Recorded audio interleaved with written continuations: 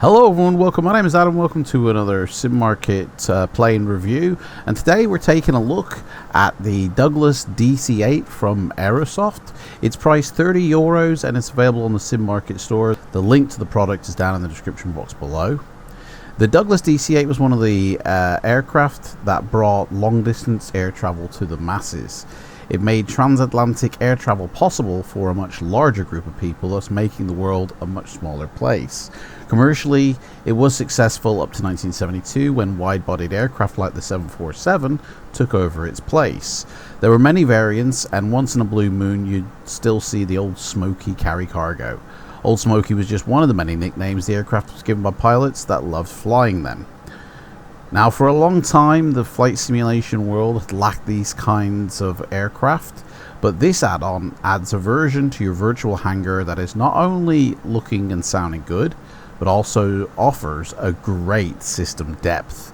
Every real pilot will enjoy navigating by VOR and NDB and manually managing the 4 finicky power plants in the plane. It is hard work, truly, but the DC-8 will reward you with great handling. So forget about MCDU, FMS and all that. Get back to real flying, complete with instruments and needles and a sturdy but steady hand on the throttles and stick. Now, a disclaimer, it's available for FSX and P3D versions 1 to 4, but the disclaimer is I'm using it in version 5, and at the end of this video I'm going to take you through the steps required to get it working fully in version 5. There's a few things I have to do because it isn't actually supported by P3D version 5. And it probably most likely will never be. In fact, it's published and sold by Aerosoft. They no longer support P3D as a simulator, so if you do buy this for P3D, then you won't have any support from Aerosoft if things go wrong with your installation. But if you follow this video, you should not have any things go wrong with it, and if you do, leave a comment down below and I'll reply back. Now, this was actually developed back in 2018 by a single person, and it is a great plane. I'm going to give it a marking out of 5, and the way that I review planes is, first off, we do a full flight from cold and dark to cold and dark and everything in between. I evaluate the plane based off of 4 metrics. First, the download and installation. How easy, simple is it? Secondly, the features that come with the plane. What does Aerosoft give you as well as the plane? Is the value for money there? Thirdly, we look at the modeling and how accurate it is to the real life counterpart. And finally, we look at the texturing and the liveries available. Now, one thing I don't look at is the flight model of the plane, the handling characteristics. I am not a DC-8 pilot, and I've never flown a DC-8 or flown on a DC-8. So I've got no business even talking about the handling or the flight model of the plane. So if there is a DC-8 pilot or a retired DC-8 pilot watching this video, please comment below on how you feel it was handled in terms of its flight characteristics. I'd love to hear from you. Now, this is a simulation of a 50 series DC-8. You get a passenger variant and a cargo variant, and as we're here in Rwanda, Africa, we're going to fly out to the Seychelles. I'm using the cargo African International livery, yeah, I'm gonna basically go through the entire setup for the plane. It is very complicated. This is probably the most complex plane in P3D because everything does work, everything is simulated, and it's kind of got like a built-in failure system. And I'm not talking about failures that I do because I don't know how to fly it, but I'm talking about actual kinds of failures that if you don't set things up properly, you're gonna have problems in flights, or you're just literally gonna lose all your engines, because you can overheat them, you can burn them out, you can overcook them if you're not careful. So what do you get with this plane? You get a 3D model of the exterior, complete with animated flight surfaces, reversers, landing gear, yada yada yada, a full virtual flight deck, detailed simulation of all the instruments and controls. You get an in-depth simulation. There's more than 10 different aircraft systems on board, and when you install the product, which we'll go through in a second, you get an operating manual that details every single system in depth. That operating manual is the best thing about this installation, I'd say. You get visual rain effects on the flight deck windows with True Grass technology from TFDI, cockpit lighting as well, with real light, sorry, it's called. You also get, in the version 4, you have engine and other sounds by Turbine Sound Studios already built into it, so there's no need for a third-party sound pack at all. There are loads of more things to go through, which we will go through as we load her up. Like I said, we are here.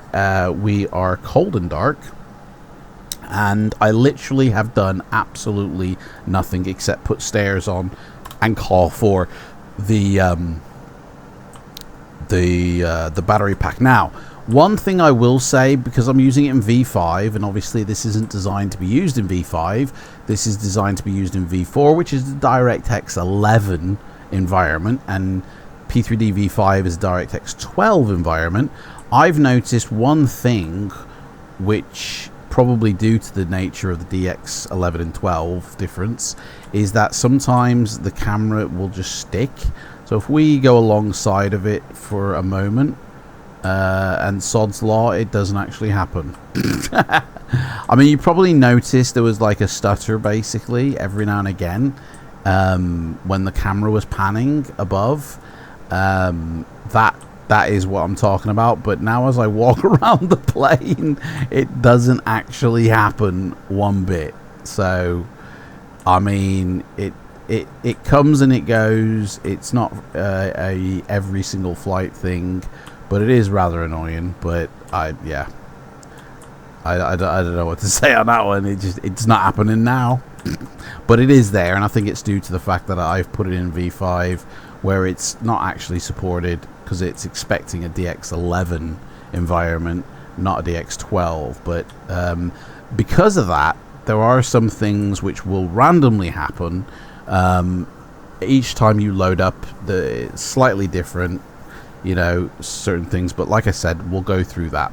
So the download and installation. When you first purchase this, you're given a 32-bit installer and a 64-bit installer. So if you've got FSX or P3D versions 1 to 3, you'll use the 32-bit installer. And if you're in version 4, then you'll use the 64-bit version. Now, if you are interested in getting it into version 5, you don't really need to change your registry, because it installs in version 4 as an XML add-on into your documents location. So you could literally just point it to your P3D V5 documents location, and it'll install it in there as a complete package.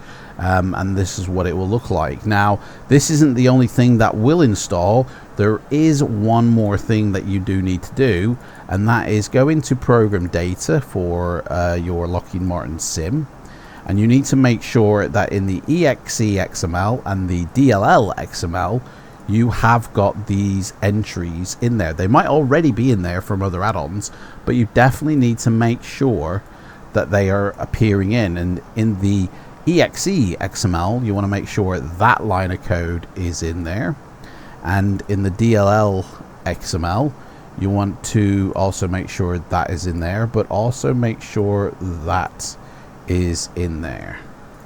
And once you've done that, go to users, your name, app data, roaming for Lockheed Martin V5, And the same again, you want to make sure that is in there, that is in there. You want to make sure that is in there, which it should be by default. And you want to make sure that that is it. And the same with the exe as well. You want to make sure that this is in here, which it should be by default.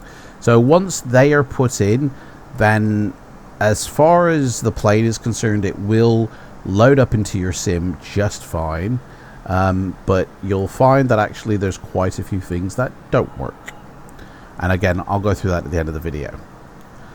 So the download installation is very straightforward. You put it into your documents as an XML add-on, and it's done. It's in the sim, and you'll get passenger and cargo variants. So hats off, they haven't overcomplicated it by forcing you to put it in the root of the sim or anywhere. Like you have, I mean, you can put it in the root of the sim if you want, which is exactly what I've done. I've un-XML'd it.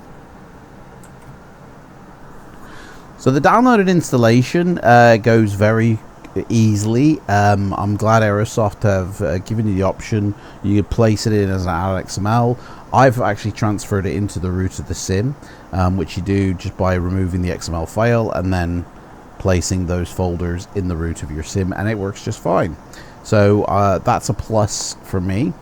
The features that you get with it, you get a few different managers. So you get a fuel and payloader, where you can specify passengers or cargo. The actual putting the cargo in doesn't work. That has to be done in the fuel and payload manager. That might be because I'm in V5 though, so this possibly will work in V4, not a problem. Gives you your center of gravity as well, which is useful information when you are needing to look at your performance charts, which we'll look in a moment.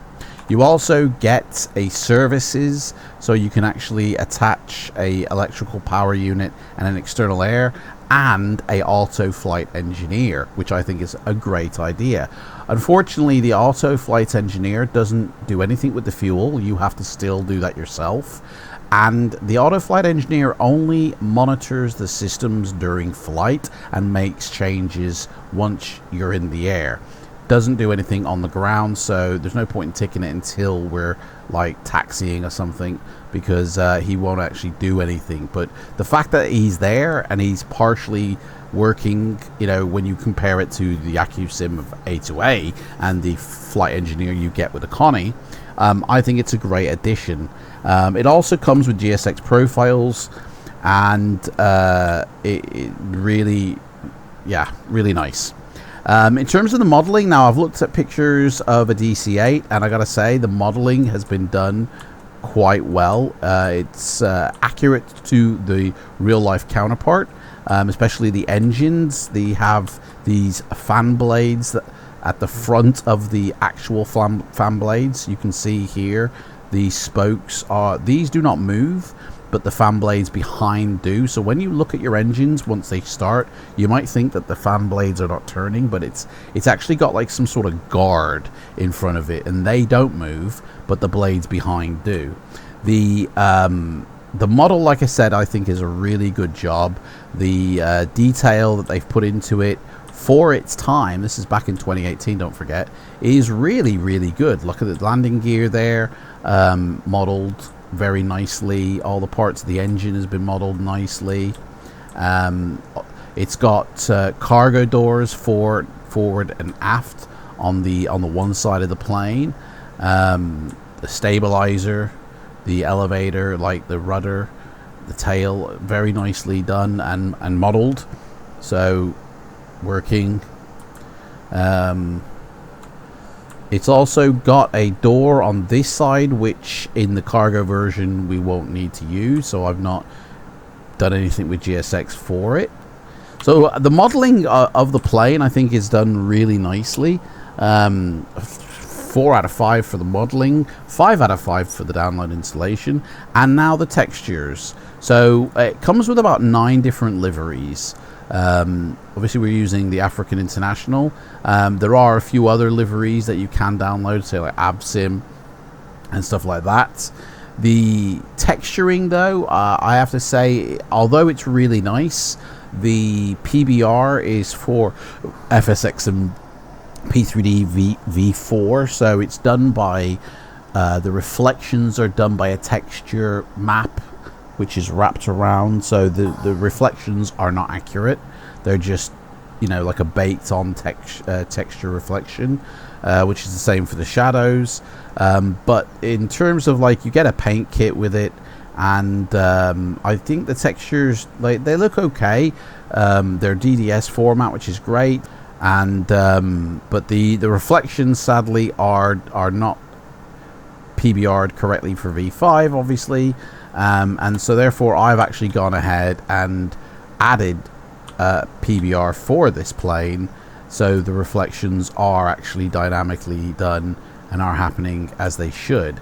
And it's the same with the lighting. If you're in V5, you won't see any type of lighting dynamically.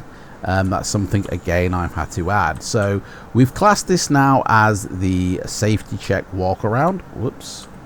So let's get on board the plane and let's get this going from cold and dark. So we're going to ask that, for the plane's sake, the external... Actually, no, we'll do that from inside.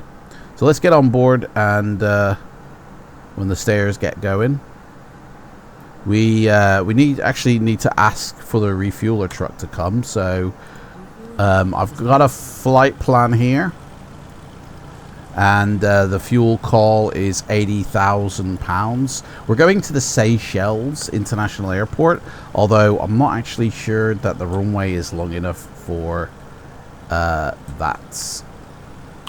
this plane. So we will find out upon landing. So here is the fuel truck. They've come to load her up.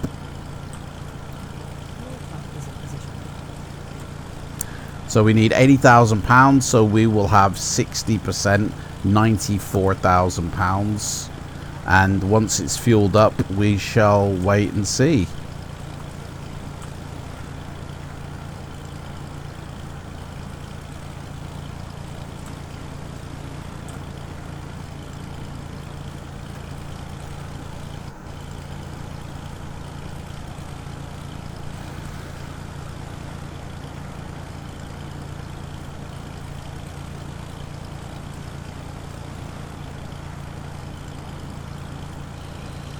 There we go. They're beginning to fuel her up. So we'll get on board the plane now and start going through our checklists.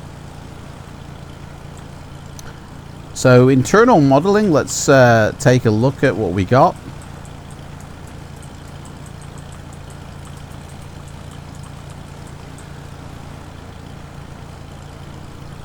So internally, we have got a cargo bay, which is quite detailed. It's completely pitch black in there at the moment. And let's go through to the flight deck. So here in the flight deck, we bring out so we can see everything. Flight deck is pretty spacious. It's got jump seat there. It's got a navigator or radio engineer panel here, which isn't functional though. All of this here is done actually by the flight engineer or the captain. It's got an engineer station here, which houses all the fuel system, electronic system, pressure system, and everything in between. Very detailed, very complicated. Probably take you about 3 or 4 flights to get to grips with, because most of it you have to set up yourself, maintain the fuel during flight, and then for the landings do things as well. It's got obviously a pilot and a co-pilot decking, which I think is really nicely detailed. All the instruments work, all the switches work. It's got an overhead, and everything is really, really nice. And obviously, like I said before, it comes with the rain effect on the window. So if we set the weather to a storm, we shall see. Now in V5 this won't actually work. I've had to recode the True Glass for it to work in V5 with this plane, but obviously it will work in V4 as designed, and it's just a nice extra effect.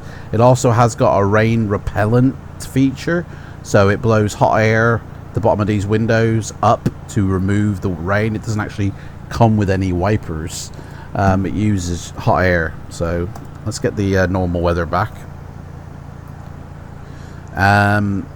Yeah, so like I said, when you first install, you'll get a document section which has a list of documents with it. You have a in-depth checklist, you have a flow checklist, you have the INS, how to operate that manual, the operating manual, which I gotta say is probably the most essential document here, because it lists everything.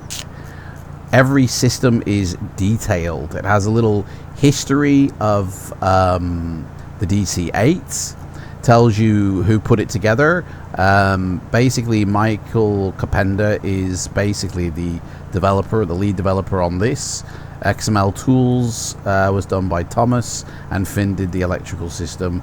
It does also use Doug Dawson's DSD sound gauge, but tells you the specs, and then of course what you need to sort of do afterwards when you're loading in. Like, this is a really good document because it lists everything, tells you what it does.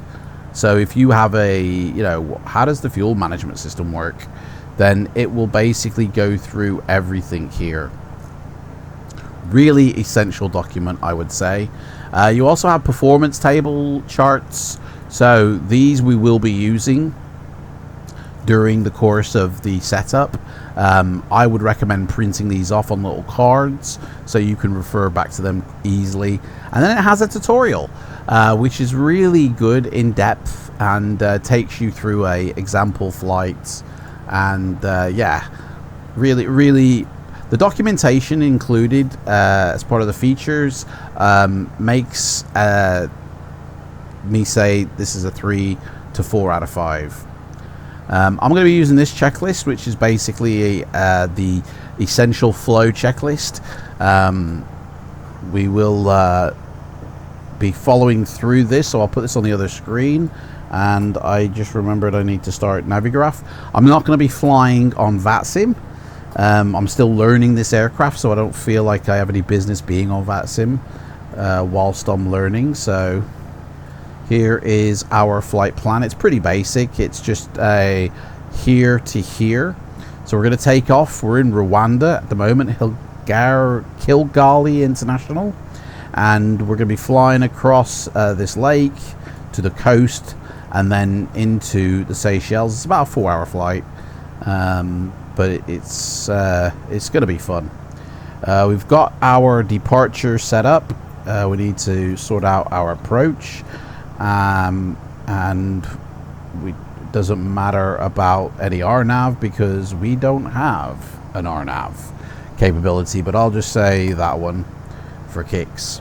We're going to be flying to actually to here we're going to be going, because there is a VOR on this island that we can use, and that's basically what we're going to be doing, is using the VORs for this. So if we look at our OFP, it should have a list of all the VORs.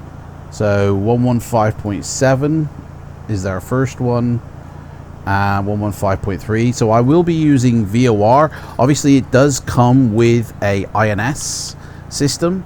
I'm still learning how to use this, so we will only utilize this for the positioning at our gates where we are, and then after that we basically won't be using it. I will be using VOR only. It's pretty dark actually in here. Let's I mean, they're still fueling up, and obviously you wouldn't turn on any electrical power while they're fueling up, but for the sake, we will start off our electric power, which doesn't seem to be working. Let's call the maintenance man here. Yo, mate, oh yeah, hook us up with an electrical power unit, mate. That'll be alright. So we turn that on. There we go, we're running. So I'm only using this to set up the lighting. And I will say this, the sound that come with this is very loud, and if you click off your main sim monitor, you will lose certain sounds from within the flight deck, but I'm going to turn it up a little bit so you can really hear the sounds, and then I'll turn it down at takeoff, because once we get into the air, it's really, really loud. So, like I said, I'm only using this to set up the lighting up here. And there's lighting up here.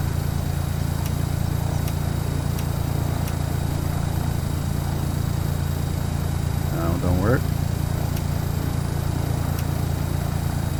And nav lights. Some click spots are a little bit fruity, but that should, ground, we want the ground lights on, and extend the actual lights ready for when we need them. So first item of the checklist says window heat, select to warm up. Emergency lights, we've done that, and then it asks you to turn the external power unit on, but we've already done that. Master switch for the heat gets turned on, which is this one here.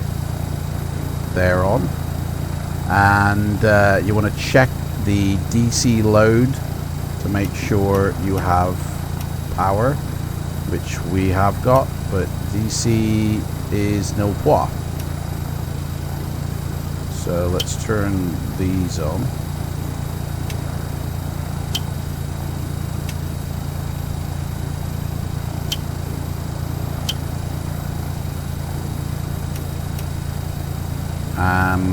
Then you've got a series of tests and checks to do. I'm not going to be doing the tests. There is a push test, but basically any one of these buttons, when you push it, is the test. You can check to see if it is working or not, which is pretty decent. Obviously the doors are open, so that's why that is there. But we're not going to be going through all the tests, but we will be checking a few things. So apart from the checklist as well, when you get to a certain position in the checklist, there is a challenge checklist that you need to have a look at. And basically what the challenge checklist is recapping the most essential items of your flow. So you could literally just do the challenge checklists, although I find that there are some things which are essential that you still need to do. So we will be doing both. So we need to check that the generators are turned on. The generator control switches are set to on, check. The DC bus isolation switch is normal, which is exactly what I've just done. Recirculating fan switches are set to auto. They should actually be turned off, but I'm going to set them up for auto now. Low pressure pneumatic system is turned off, which is this here, check. The emergency electrical control system is on, which is here, check. Cockpit temperature control as you want, so we're just going to turn it down a bit because it's 75 degrees. Now, I've done this, but nothing is going to happen because we haven't actually turned the system on yet. So I'm setting that up for when it does come on. And then it asks you to set your field elevation. So we're going up to 37,000 feet. So that's about there. And we want the maximum rate of control.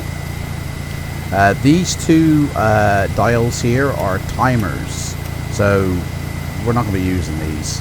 But you use these to time certain events in the, on the engineered panel.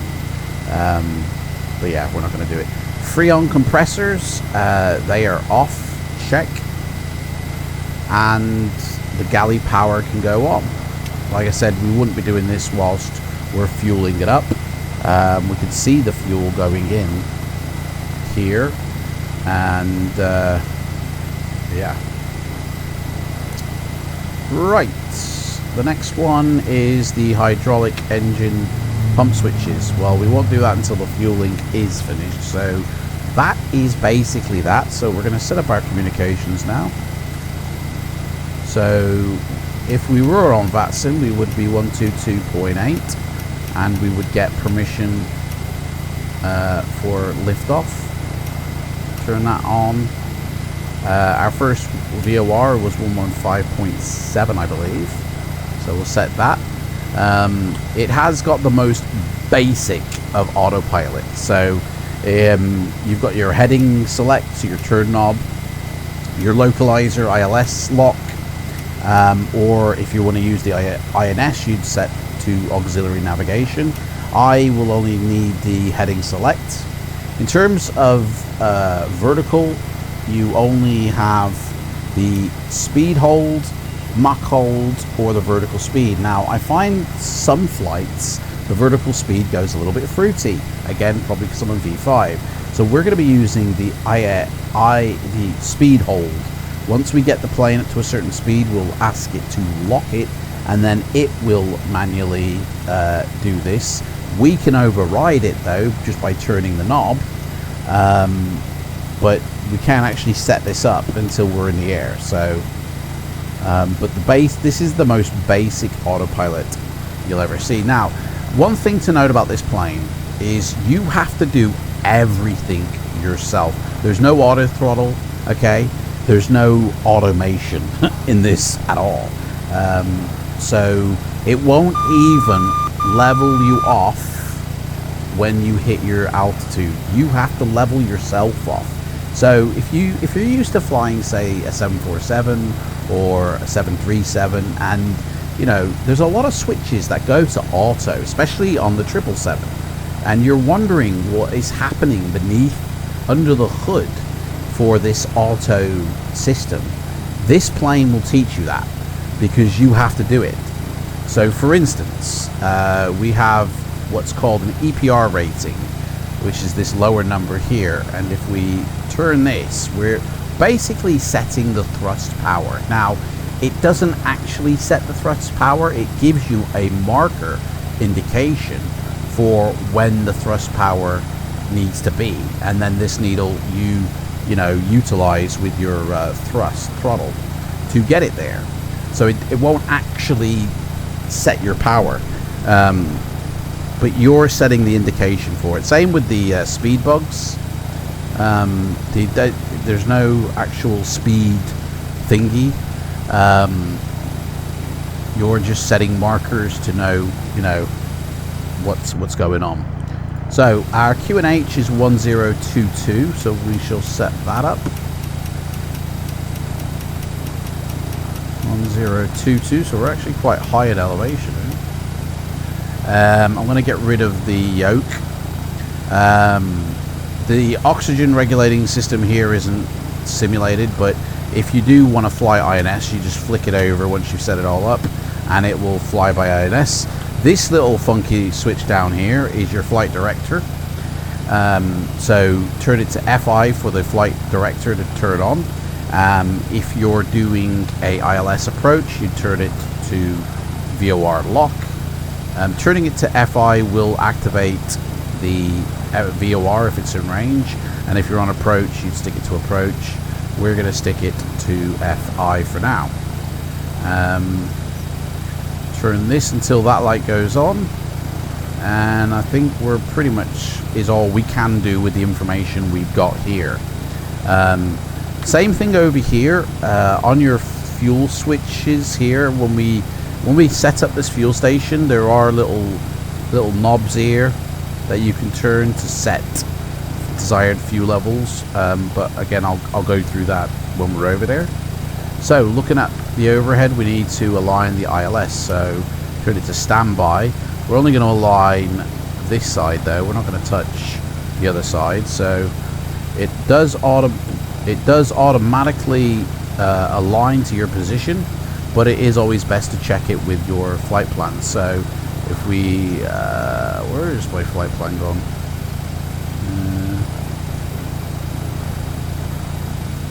There it is. So if we look at my flight plan and the Kilgary airport, thank you very much, love. So here is the coordinates for that. So if we look and it says 0157.9, I've got 0158.1, not accurate. 03008.3 is what I've got, but we got 0.1 here. Most likely this hasn't actually finished aligning. It does actually take some time to align. There is a way to find out.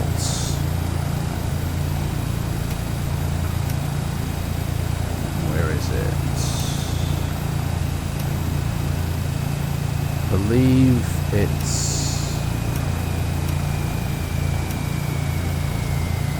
there's a countdown. It does basically it takes like 10 minutes to align. So it's got the address, but it's not ready for aligning yet.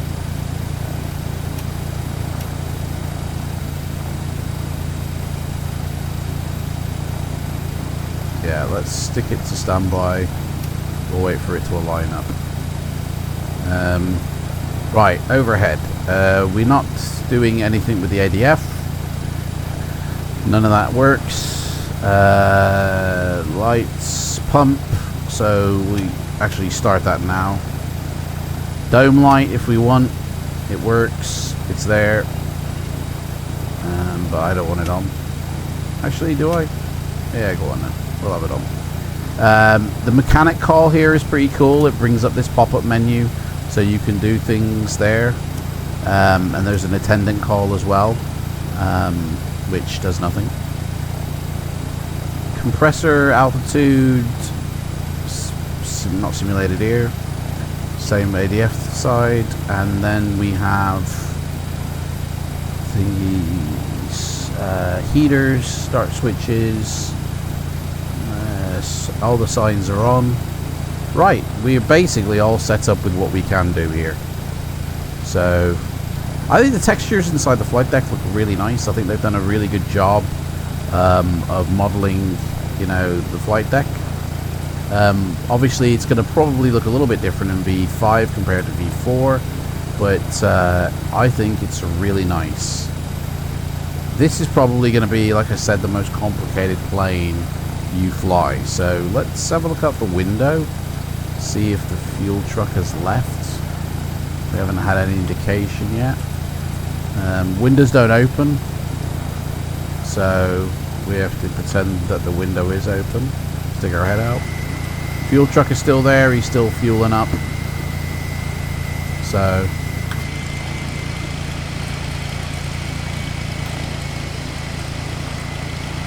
we just wait until the fuel truck is finished, and I'll bring you back when the fuel truck has fueled us up. It does take a little bit of time to fuel up this plane. It's about 20-30 minutes, if that's indicative to real life or not, I do not know, but I'll bring you back when he's finished. So it seems they've finished fueling up. He's going, I think. I don't think another one is going to be coming out, so let's get back on board and finish our checklist. So it says ground spoiler switch needs to be set to normal, which it is. Check. Obviously we've started the engine hydraulics. Cooler doors need to be set to auto, which are somewhere around here, which they are already. The tail duct valve switch needs to be set to normal, which is not simulated. And the crossfeed valves need to be set to normal, which they are not simulated. There is no crossfeed, but there is a way to crossfeed, so we will do that. Main tank boost switches are all off, and alternate tanks are all off. So the fuel system, so the way it works here, this is tank 1 for engine 1. This is tank 2 for engine 2, tank 3 for engine 3, and tank 4 for engine 4. There is a main and a alternate tank. So this one in the center is for the center, and there are 2. So we don't have any fuel in the center. We don't actually have fuel in our main for this one. Oh, sorry, this is the main with the M. So we have fuel in the main, no fuel in the alternate tank. We have, for engine 1, we have fuel in both the alternate and the main.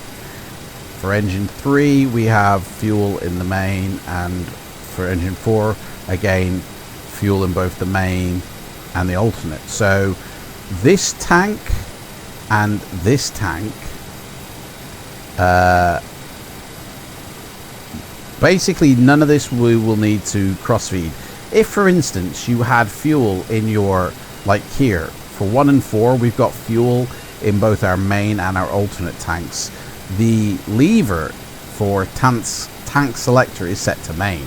We would have to watch this, and as soon as it starts to go down, we would switch it to alternate, so it then feeds from this tank into the engine. Otherwise you're going to get a flame out situation, and once you run out of fuel, you lose an engine, and sadly there is no ability to restart an engine once you've lost it in the flight, because you have to start your engines only by the external air units, which obviously isn't attached during flight. So you really do have to watch your fuel during a long haul, because you have to manage the fuel between the alternate tanks and the main tanks. Otherwise you will lose an engine. So there we go. That is basically all the setup we can do for now. So we will now be doing the pre-start. Pre-start is cockpit lighting, the INS, which we're not doing. The INS should be ready to align, so I will set that to align. I don't think you need to, but what we will do is we will turn on that and this, which is a terrain radar, and make sure that this is actually, yes, it is turned on. Okay, so we should get VOR information come up when we get closer to it. So our runway that we're taking off from, let me have a look here.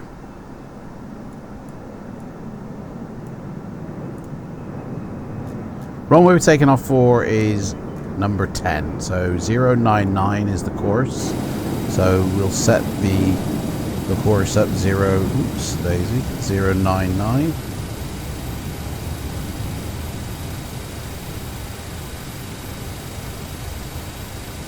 And set the heading bug for it. Ready?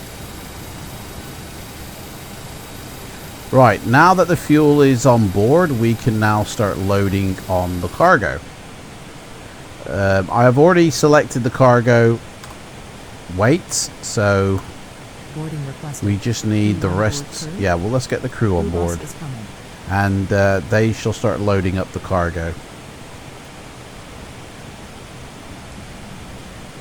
And then once the cargo is on board, we will have our final weights, and we can start setting up properly now the aircraft.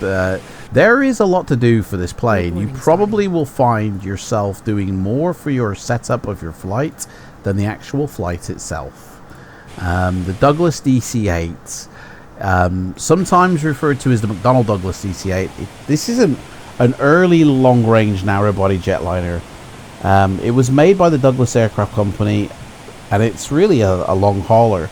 In fact, it has refueling capabilities mid-air. But this is a 4-engine low-wing jet aircraft, and yeah, this is a old-school retro liner, which, yeah, I've noticed that there is a surge of old-school retro liners that are being utilized in flight sim lately these days. You have the classic 74200NX plane. The most recently released was in Microsoft was the 727, and there is a 707, which is basically the same as the DC-8, coming soon in the future to Microsoft. Obviously in P3D we've had all these planes, and you know, we have this one, the Connie, the TriStar, a lot of retro planes where you have to do everything yourself, and I think it's absolutely pretty cool. This plane, there were 556 built, first built in 1958.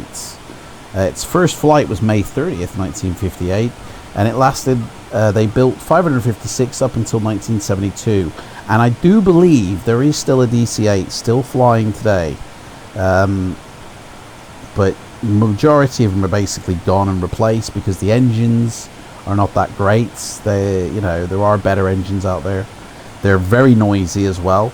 I'm not too sure which engines are on this aircraft, but General Electric supplied the engines for this 70 series, and CFM engines they were,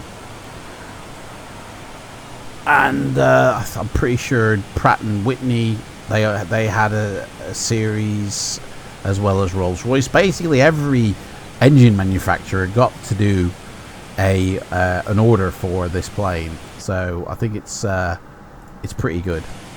So they're loading up the cargo onto the plane.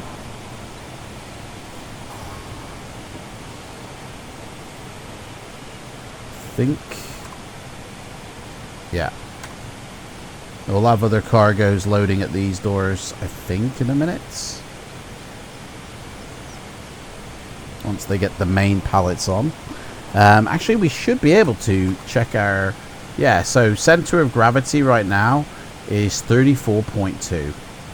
Our gross weight is 255 pounds.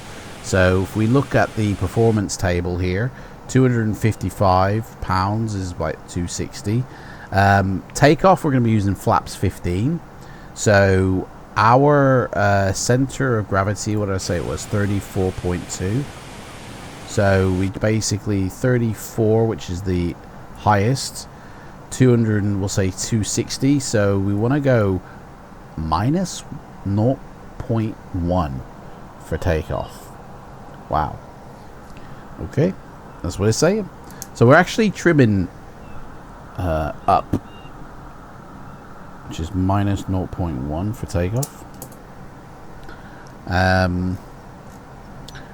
Maximum power, so the outside temperature, we need to find that out first.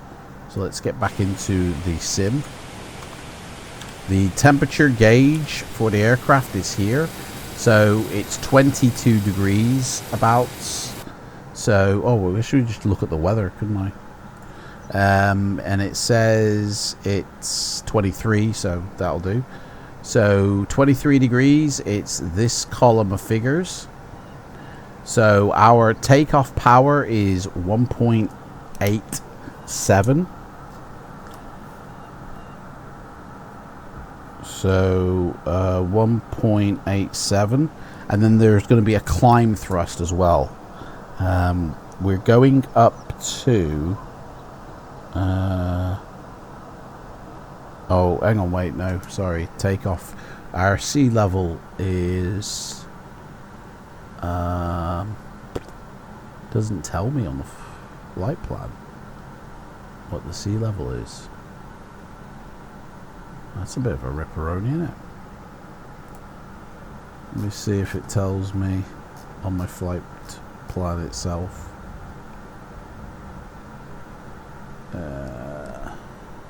Elevation. Well, to be honest, here I can see that we're 900 feet. Is that 900 feet above sea level? So we would actually go with, yeah, it would be 1.87. So our takeoff speed, temperature is 23 degrees. So we fall in the bracket of this one. Altitude is, so this one. Yeah, so basically we read our takeoff speeds from this column, the last column here. So we are 260. So that means our V1 speed is 129. Our rotate speed is 143. And our V2 speed is 156. And will be a flaps 15 takeoff. So when we get up to cruise, or sorry, rather not cruise, we are 260. So when we get to 218 knots, that's when we are at 0 flaps. That's when our flaps go up. So we can actually set that speed in. The maximum cruise, we're at 37,000 feet, to be honest. So we already know that. And 260 gross weights. Flight level is 360. So we are at the edge of allowance, to be honest, because there's nothing here. So our cruise top speed is 1.78 when we hit cruise, and go past these ones. Our climb power, there should be one here for climbing.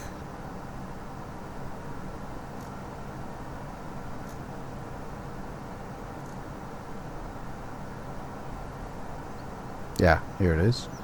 So temperature 23.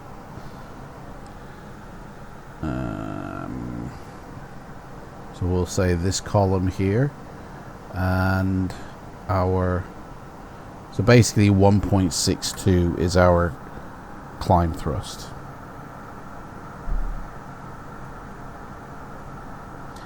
Better write all these down, and then we can put that aside. So our takeoff thrust is 178. So there it is, and then we will put that to 162. And then once we've climbed up to cruise, it will go to 162. Sorry, 162.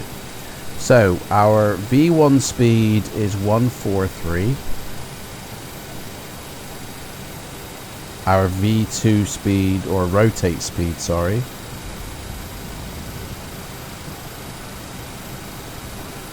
sorry, 129, that should be 129. Our rotate speed is 143.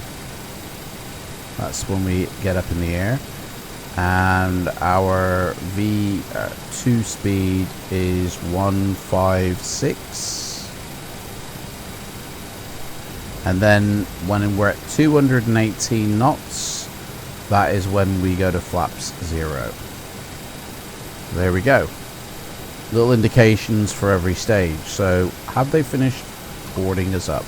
Boarding is complete, so we shall call for the doors to be shut.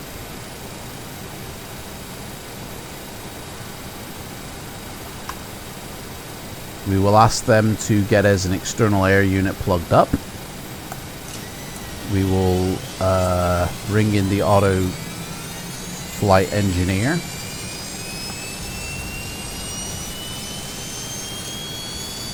And we will do a quick check. Make sure everything is secure. Door shut. Door shut. Door shut. Door shut. We're all sealed up and ready to go. So, pitot heaters, check that they're off. Check. Emergency lights are armed. Seatbelt signs are all set. Continuous ignition and engine override is off.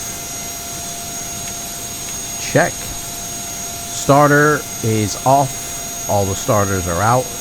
Check. Wing lights are going to go to wing now to indicate that we will be starting up soon. Anti-skid is off, which is down here. Check. And parking brake is set. Check. Rain removal is off for engine start. Check. And it does say air brakes, but I have no idea where the air brakes are. Are they up here? I do not know where the air brakes are, but the panel for the air brakes somewhere around here. In order to start our engines, we need 30 on the manifold. If it's below 30, it won't work. You can increase your manifold by turning on the high pressure pneumatic switches. That'll increase it a little bit. Or you can increase your throttle once you start an engine. You should have enough for at least one engine start. Obviously you want to turn off certain systems before we do to give us enough power for our engine start. So what's the next one? Spoilers are retracted. Let's make sure. Yep, check. Flaps are up. Yaw dampener is turned off, which is part of the autopilot switching. Check. Now we need to turn off the auxiliary hydraulic pump, which we can do a check over here to make sure it is also turned off. Check. Rudder trim and aileron, so we needed minus 0.1 on the old trim. So there we go, we'll leave it 0.2. We've done our V speeds and we've done our engine rating. Flight director is turned on. Clock and altimeter. So this sets to local time. So it's 8:52, but it's not 8:52. I think it's set to whatever the sim has got, to be honest, which is 8:38, but that says like 20 to 7, so I'm not really sure what's going on there. Right, so we're now at the pre-start challenge. Parking brake is set. Check hydraulic fluids. So we want to check to make sure our hydraulic fluid is in, which I believe is somewhere around here. Temperature, oil, hydraulic fluid, loads.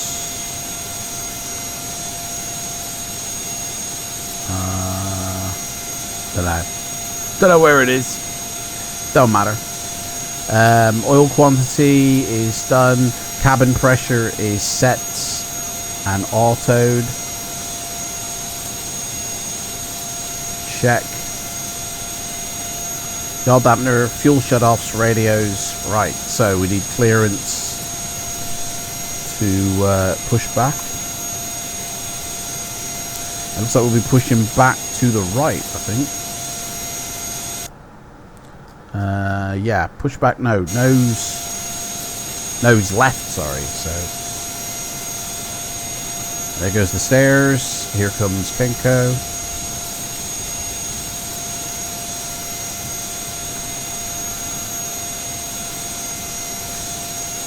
I'm going to set that to a line. Even though it's not ready.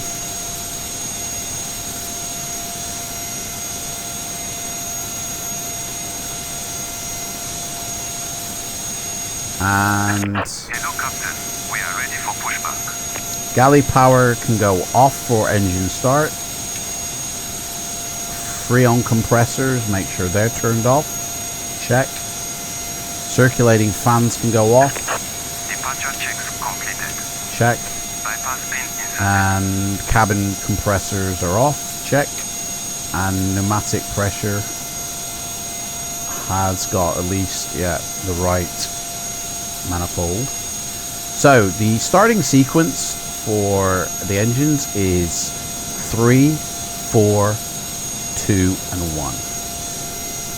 So we've got the pneumatic ground air pressure thing used, that's in. So it says main boost pump 3 gets turned on. That one I'm just going to turn on all the main boost pumps. It says throttles are at idle, which they are, and we set the starter, the ignition arming switch to armed. Check. And what's going to happen is we're going to press and hold number 3 here, and then we have to basically watch. Nose left, please. Release parking brakes, please. Yep, parking brakes release, sir. Commencing push. All engines clear. Start at will. Start at will. Okay. So we basically have to watch our RPMs rise up, and then once it's at 13%, we can then feed the fuel in. So here we go.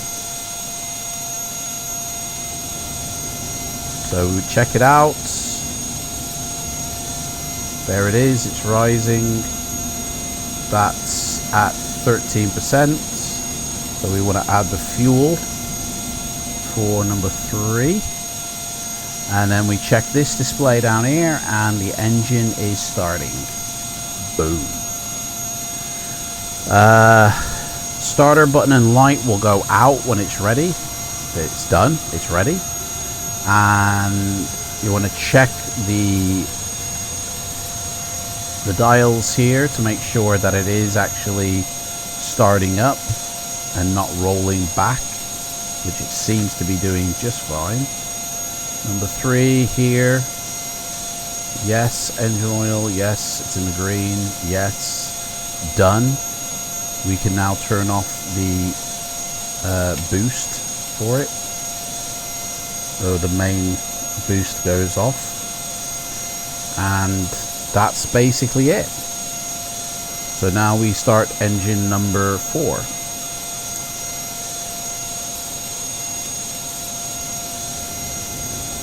So that's that. It's revving up. 13% done. Add the fuel. It's starting up just nicely.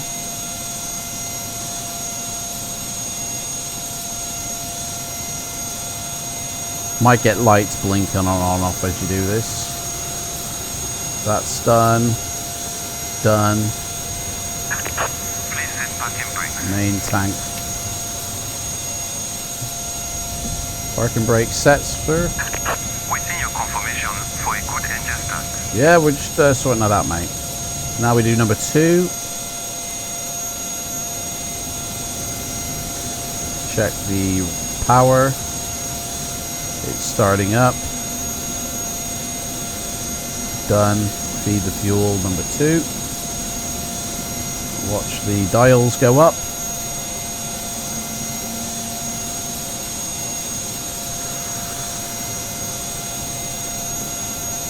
And there we go. We've got a number 2 start. We can turn off the boost pump for 2. And finally, number 1. Number 1 is starting. There it is. Feed the fuel. Watch the numbers go up.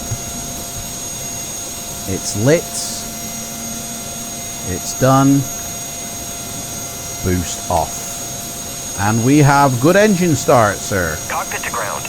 We have a good engine start. Now that we've got disconnect. a decent engine start, we can turn the power to battery. We can check our generators to make sure we've got voltages in the AC on all our engines. So they're running, they're providing power. Beautiful. I'm going to keep that on 4. Manifold is still high. All of our dials are in the green. We've got a little less power in 1 and 2 than 3 and 4 for some reason. Or the oil temperature is lower in 1 and 2, sorry. But the RPMs are set across the board, so now we can make sure that they're all going to run the same. Left is clear, right is clear. By engine parallel.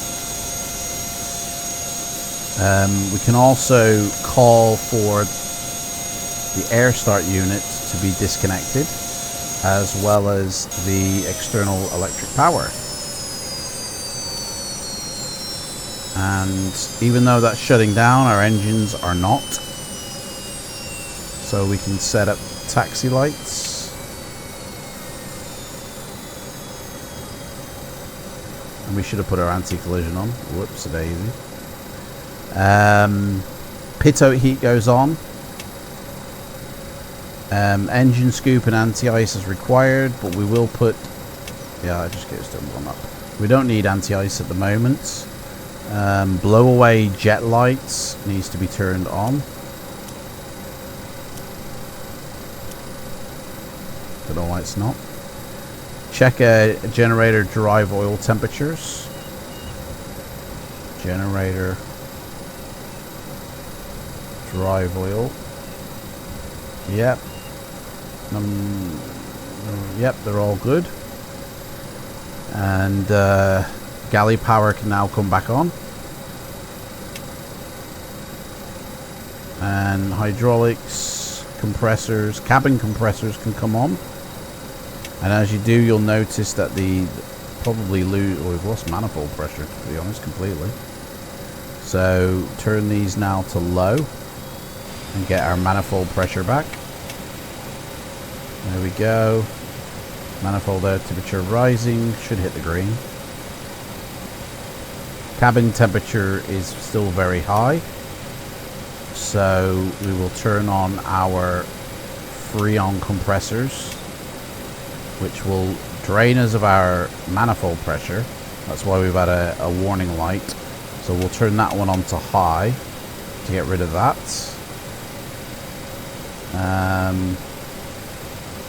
For takeoff, we're going to turn off 1 and 4 cabin compressor. Recirculating fans, we're going to switch them to auto, and that should cool the cabin down. So before taxi checklist, door lights are all out. Check. Exterior lights set, check. Flaps for 15 takeoff. Check. Yaw dampener is off. Check. Stabilizer trim is set. Check. EPR counters are set. Check. Compressors 1 and 4 turned off. So that's that. That's gone back up. We can probably turn that off now, and we won't get the light. Beautiful. And flight recorder on, and then the boost pumps go to feed only. So boost pumps to feed only. Now, where we've got 2, we're going to turn. Well, we'll do this in mid-air, because we'll drain these tanks a little bit. So we don't want to do it whilst Right, we are set for taxi now. We can taxi our butt off. Clear on the left, clear on the right. So if we increase our throttles just a little bit, we'll notice that the power is going up. Dials are turning. There is a time delay from when when you advance your throttles to when the power is actually applied. Don't expect it straight away.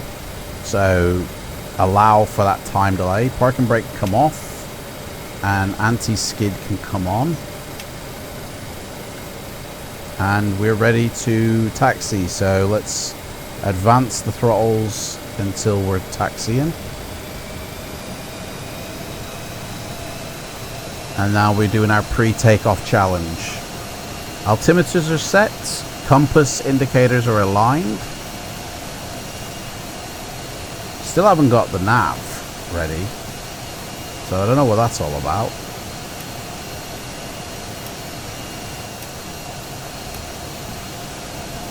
Let me push that in actually. It's not essential for us. Window heat is on. Check. Anti-ice is not required yet. Pit outs are on. Check. Spoilers are retracted. Check. Wing flaps. We are taxiing, so we need to go this way. Control, let's do a control surface check. All working. You can concur it as well. If you come over here, there is this automatic flight thing here, and that's showing that everything's working. Trim tabs are set. Check. Fuel levers are on. I think they all are. Check. We're using the mains. Boost pumps are to feed only. Check. EPR bug set for takeoff. 178 for takeoff. Check. Continuous ignition on all engines. Check. And landing lights ready for when we get to the runway. That is the taxi checklist done. We are rocking and rolling. Oh yeah, buddy.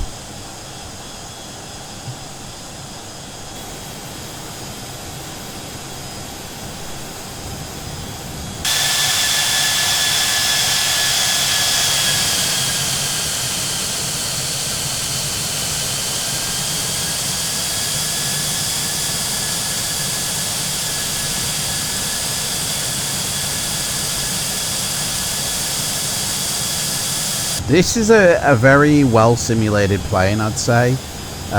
If you abuse this plane, she will bite back. So, right, I don't see anybody coming in either side, so we are free to get on the runway. Put the landing lights on. Check.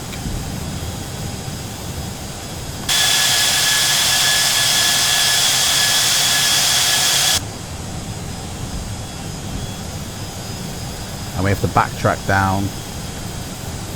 So looking at our departure, let's have a look here. Looking at the departure chart, we are on the data 1D departure. So climb on 99 track and then head straight to your waypoint, which is first waypoint. The VOR is 115.7. Check. That won't come in though until we get closer, so we'll just stay on the 99 track until it does. It's literally a straight line to it, pretty much, so if we deviate too much it won't matter. Oh, there we are, we're set to nav now. We're ready for nav. It did say 180 then. beautiful. Absolutely gorgeous.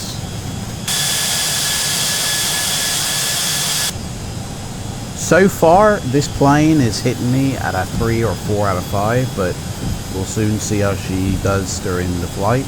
I've flown this plane about 3 or 4 times. The very first time I flew it, I ran out of fuel mid-flight, crashed and burned. Not a pretty sight. NTSB were called out.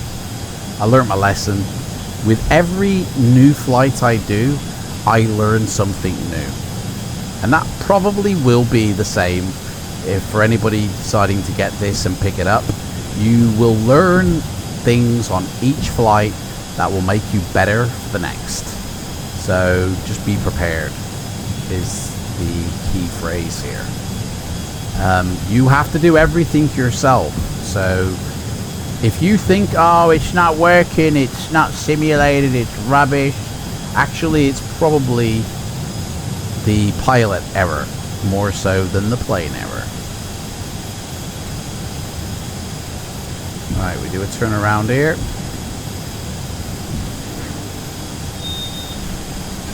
Airport is an outdated one that hasn't been updated by the developer. I've lost all my textures for the buildings for some reason. Right, so let's get back onto the runway. We are ready for takeoff. So, takeoff transponder gets set, which we did key in a few numbers. Check. Throttles are now advanced to the power setting. So we want to watch the power and set it for takeoff. Brakes are off. We want to push in the blow away jet button. Check. Get the power advanced. There we go. Power is set for takeoff. Flaps is done. We want to watch our speeds. We're ready to go, buddy.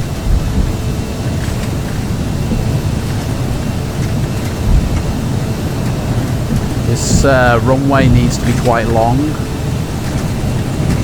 Here we go, we're coming up to 120. This is going to be a last minute takeoff. V1.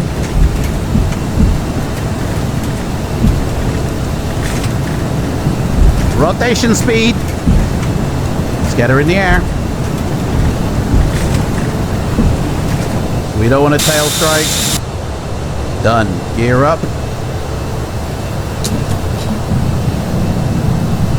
We're going to hand flyer. So we'll go flaps 10. And then once this speed gets up to here, the yaw dampener goes on. We're going to keep the course, keep flying her. Pitched up by 2,000 feet.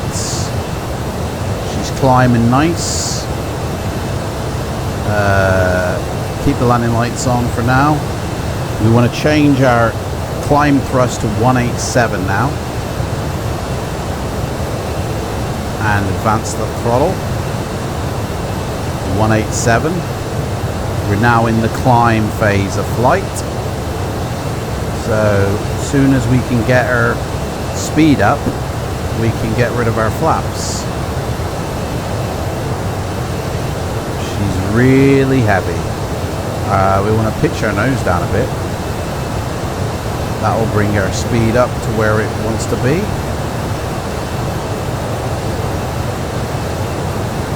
2,000 feet per minute. Oh, she's almost there.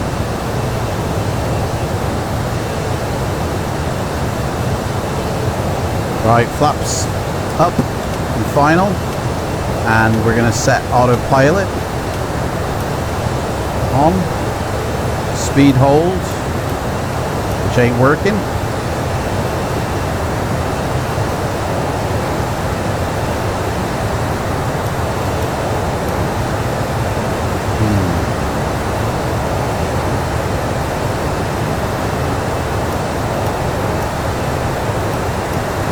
Can't set the speed hold for some reason. So she's going to be over speeding. we'll pitch her up.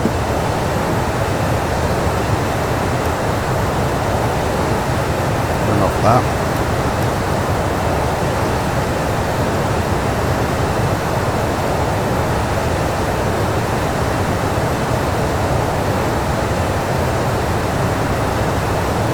We'll have to use the vertical speed.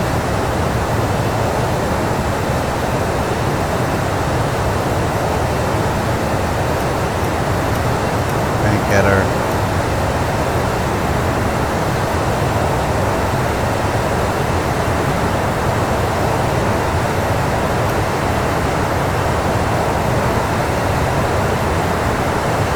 We'll use the vertical speed. We're about to overspeed here. I've set it for 2,000 feet. And bring back our throttles to match the... I'm going to turn the sound down a bit. Say it's very loud, this is. And we are overspeeding. So autopilot off. Daddy's got the plane. Picture back up.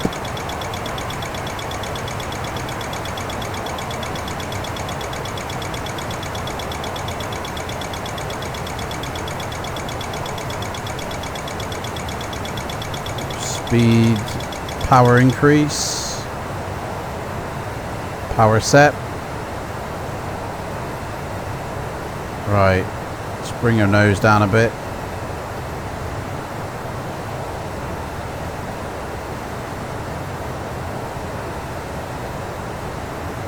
Try that again. Can't lock the speed in.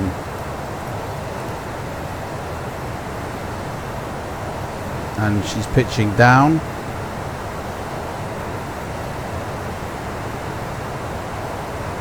Let's pitch her nose up.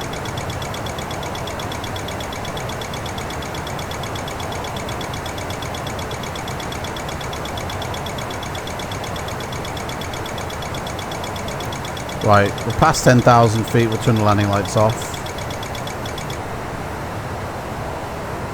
We're over speeding again, but I can't set this thing to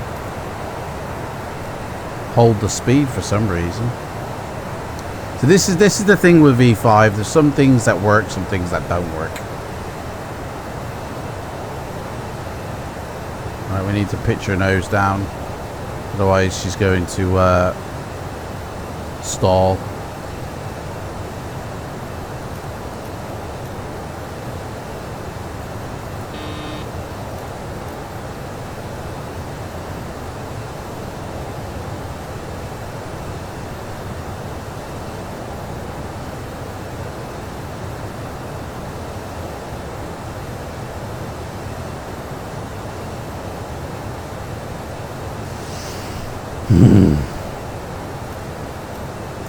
So it seems that vertical speed is much more satisfactory in P3D V5, but maybe on the next flight it will be, so we'll just have to go by this climb thing and keep it around 2,000 myself.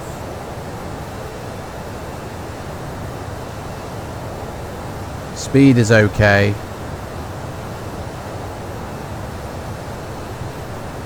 $23,000 coming up on. Oh, my life. This thing is a handful.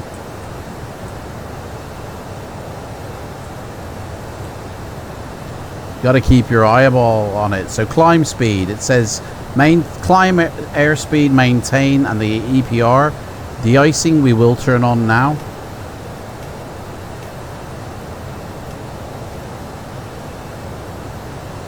Which means we're going to lose power, so let's pitch her down a bit. Cabin compressors can come back on, which our flight engineer has already done. Pressurization needs to be checked, so it's not actually climbing.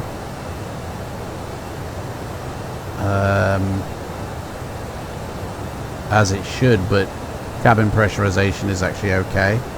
Fuel management has to be looked at, so I'm going to fill these 2 tanks, turn on the boost pumps, and it should drain them into these tanks from the alternate to the main.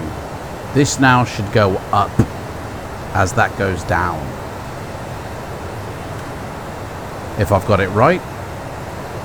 Oh, lost pitch for some reason. Let's reset the autopilot.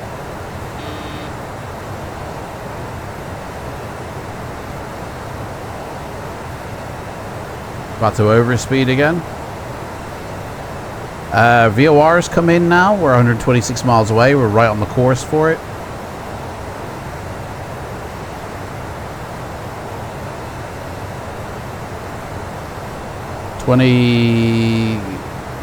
Coming up on 23,000 again. We must have dropped some altitude for some reason.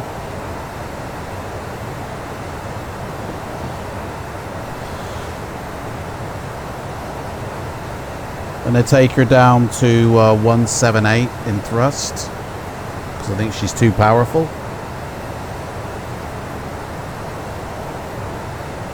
There we go. That should drop our airspeed a bit.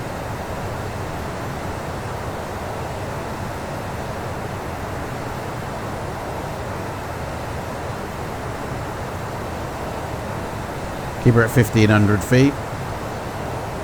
There we go. She's playing ball now. But that's still not.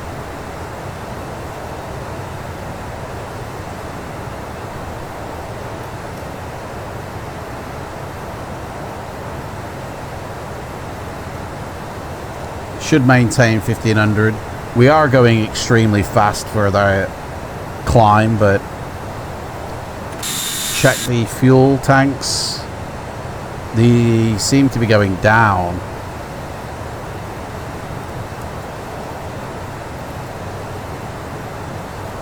And not actually going up, so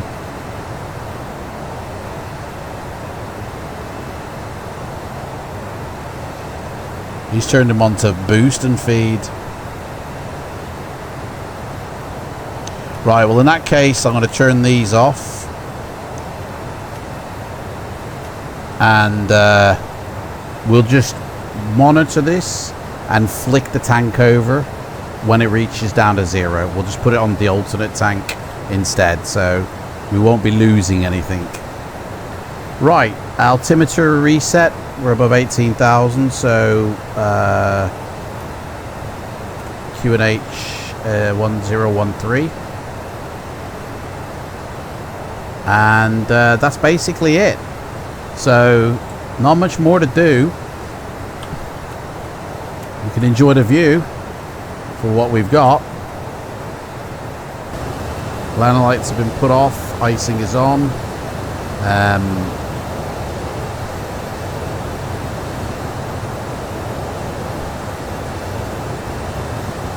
We're doing good. We got about 110 miles to go until the VOR. The next VOR is, if I can bring it up,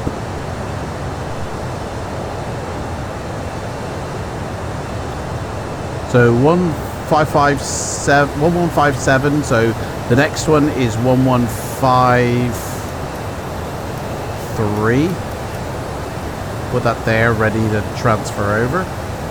There is no sort of switch to switch it. You just tune it in and then it redoes it, so we're good.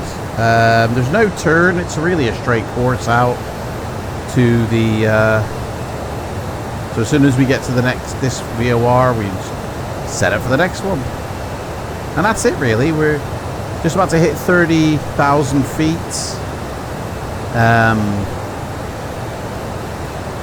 so not much else to do here. So I think what I'll do is I'll cut the video here and then I'll bring you back when we're approaching our top of descent, because there isn't really much else to do. There's a cruise checklist, which is just putting the cruise thrust in, which I can do now, The cruise thrust is 162, so I can dial that in now, and then that's what we will reduce our power to once we hit our cruise. Obviously, main tanks, boost pumps go off after 30 minutes. So really, I think he'll do that. I'm not too sure, but we'll keep an eye on that.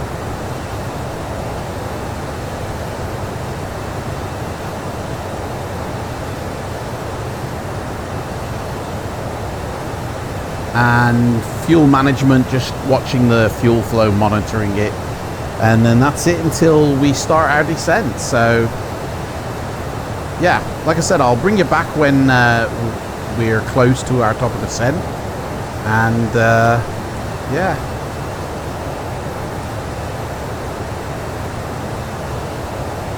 Yep, I'll see you in a bit.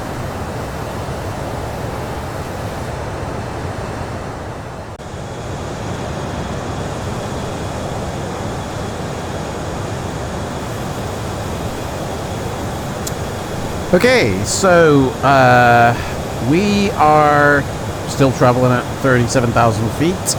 We're probably about a couple of hundred miles off our top of descent, so we need to kind of set up for this. So looking at the charts here, this is our approach. We're actually going to be going towards this VOR here. Our actual top of descent is just after KTEB, somewhere around here, and then we're going to descend towards this VOR. Obviously, we're going to know the island because it's in the middle of nowhere, so we can get down to about 4,500 by that island, enough to turn, or probably come down here and do a turn on for final, and then set up for landing on 1-3. Looking at the weather for the Seychelles, it's blowing 130, which is good because we're landing on that runway. 17 knots. Visibility is 30 miles. There's no rain, and clouds are down to 1,700 feet. Temperature is 28 degrees, and the QNH is 1010. So that's what the weather's doing. That's our approach. It's not an ILS landing, it's just a regular RNAV, but we're not obviously doing an RNAV. We're flying to Fokke and then turning into Natley. And so we need some details off this chart. Final approach course is 150. The airport elevation is 12, so that's good. And the decision height isn't, where it is, Barrows 610. So yeah, it's pretty straightforward, to be fair, pretty easy peasy. So move that over there. Now we need to set up for performance. We need to know what speed are we going at and all that. So it's all based off the weight of the aircraft. Now obviously, you know, we've been burning fuel. I've even turned over the tanks to the main tanks now, so it's dropping fuel out the main tanks. Looks like we've got 9,000 pounds left in this tank, 9,000 pounds left in this tank, and 20,000 pounds left in each of the other tanks. It could be that we only land with 2 engines. So far we have burned, where is it? There, 60,000 pounds of fuel. So that's how much we've still got. 60,000 pounds. Wow. So we have a 23,000 pound payload, and we've got 60,000 pounds worth of fuel. So that's like 83,000 pounds. But obviously that might not be what we are. If we just quickly check it. It is 222,000. So our chart will be going off 222. So say 220. We're going to be landing with 30 degrees of flaps. So our landing speed is 142. And we need to know our descent cruise. So here it is. This is all done off temperature. So right now the temperature is where are we? Minus 25, I'd say. Minus 25 outside. So we're in this column here.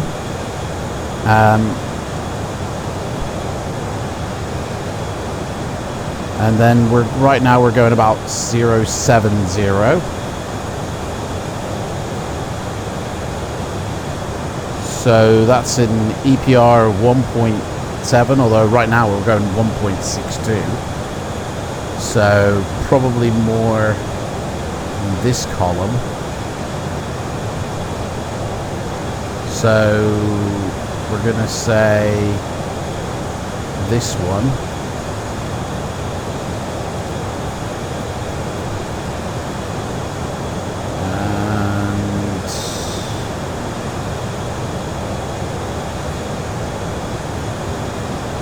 Yeah. So we're going to be dropping our Mach down to like 94.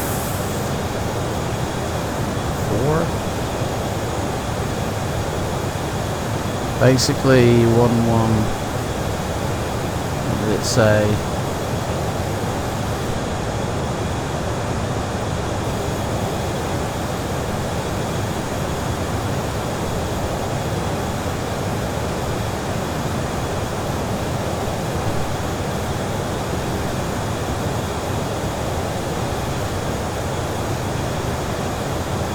Basically, we're going to be dropping it down to the lowest.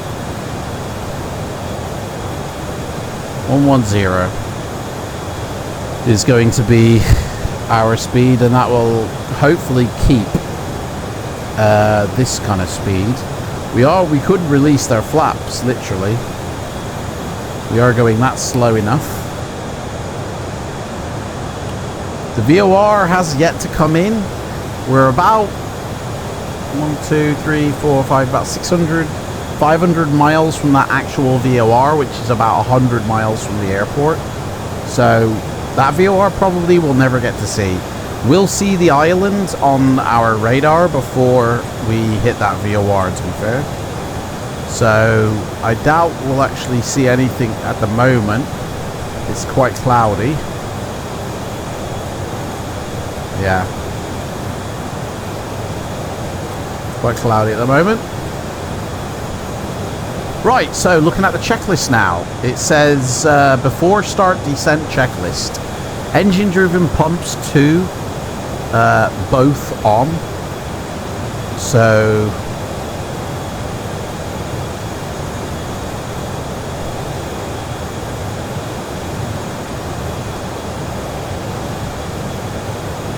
engine driven hydraulic pump, sorry. Which is this one. It says both on. So I'm just going to pop it on now. This one's already on. And then it says cabin pressure controller, set the landing field to the altitude, which, well, we'd be setting it to 0 because 12 feet off the ground. I'll just, when we actually do descend, I'll put that to 0. Because as soon as I start to do that, that will move down and start lowering the pressure. And we don't want to do that just yet. Windshield heat as required. I mean, it's not fogged up at all. Although it's beginning to ice in the corners there. So, yeah, we'll leave it on the heat warm-up state. So that's basically about it. Yeah, not much to do, to be honest. I thought there'd be a lot more, but we should be all right fuel-wise. 19,000 in tank 1 and 4, and then 2 and 3 has got 8,000, so that should get us to the airport. I'm hoping. Cabin temperature creeping up. It's about 22 degrees, 23 degrees, so that's good. We've got power from all the engines still. Everything I see is in the green, so that is good. Fuel pressure is good across the board. Down here, everything looks fine. You know, we've only been in flight for like maybe 3 hours, if that. So we've been flying over ocean mainly now. So probably the most dangerous part of the flight now, because you know, if I lost all my engines, there's nowhere to go but the ocean. If we were over land, at least we could land, but it's just a ditch in the ocean if we go down. I won't know my landing rating because I haven't got any metric thing running to get it. So this is a review of the plane, not a rating for my landing.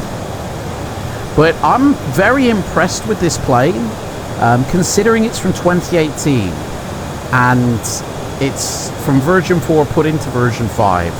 There's a couple of things which are finicky. Autopilot sometimes. I think there's a bit of a delay in actually receiving a VOR, but that might be me.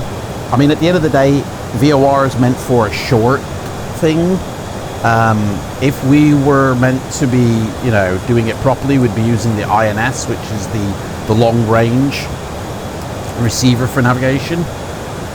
I'm just basically dead reckoning in VOR, so I think they've done a very good job with everything here. It's pretty good. Oh, we've got a window up here, and there's the beating sun. I'm gonna have a lovely suntan at the end of this flight. But yeah, very reminiscent of a Boeing flight deck. This is, considering it's a DC, you know, Douglas. It'd be interesting to see the differences between this flight deck and a 707 flight deck. Smoke goggles inside.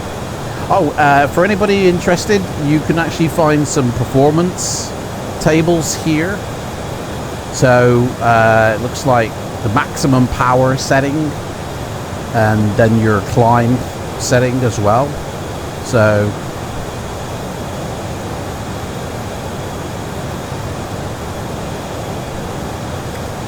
yeah. Right, well, we still got like 200 miles before we actually descend, so I think we'll should be ice on those engines. Nice. I'm gonna stop the video and literally bring you back right before I descend down. So see you in a sec. Okay, so we are at our top of descent now. So what we're going to do is we are going to set our field elevation up. That will automatically begin descending down. So that's set for 0. We're going to throttle back our throttles to the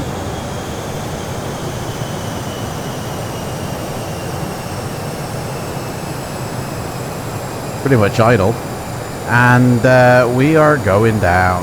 We're gonna do 2,000 feet per minute for now and see how we get on with that.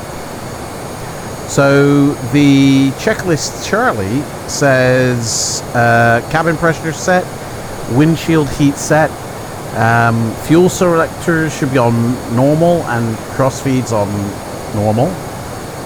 All tank fill valves should be closed. We're going to tell our flight director, auto engineer dude, that we've started our descent, so he'll start setting things up accordingly. All tank boost pumps need to be off, which they are. Anti-skid needs to be armed, which I believe it is. Check. Landing gross weight and speed needs to be determined. So we've determined that we're landing at 142. So we're going to drop one stage, put the first flaps out, and that's going to slow us down a bit.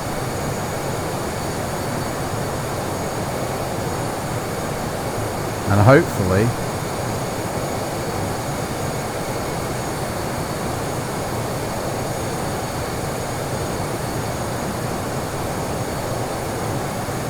(2,000 feet).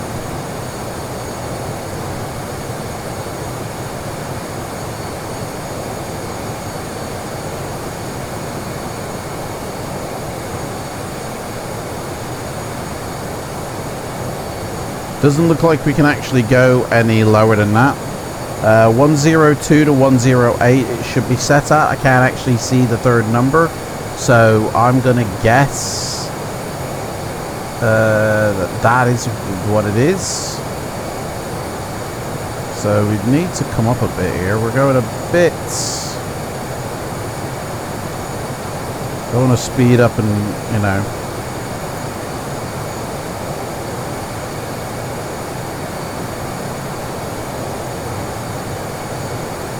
Go.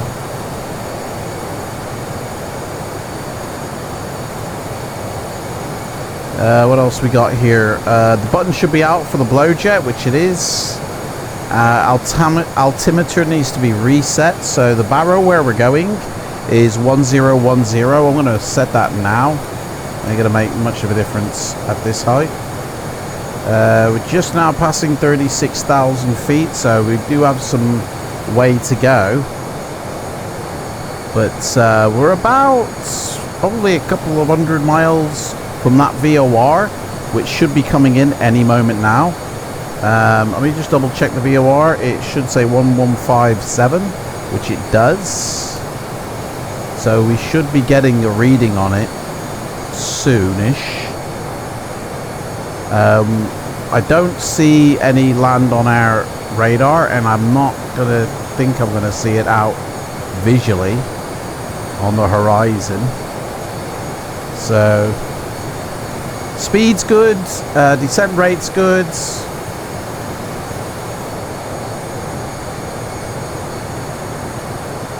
What else we got here? Exterior lights as required, and our radio altimeter at 1500 feet. Well, radio altimeter is going to get set literally to almost to 0, because yeah, I set it to 1,000 feet, to be honest. I've set the altitude up for 4,500 feet, which is the kind of approach in. Keep a lookout on the old radar for any land. Watch the speeds, adjust the pitch accordingly. It's all happening. That is pretty much the approach. So the approach descent checklist is to be done by the second officer and announced to the captain as required. Let me just turn the audio down a little bit. So altimeters get checked, cabin pressure set to field elevation, the hydraulic pumps go on, brake pressure gets checked, fuel selectors make sure they're set to mains, which they are across the board. We have enough fuel to get to our landing, so we don't have to worry about losing an engine. Threshold speed, we're looking for 142 on landing, so we're probably going to be approach speed. Let's reset these bugs. So our landing speed is 142. Or we'll just keep that one as 142. This can be our stall speed, which will be 130. We don't want to go below that. Our approach speeds will be 165. And we can lower flaps at that level, which means we're going to have to bring them in now because we are going a little bit too fast. So let's pitch our nose up by 500 feet.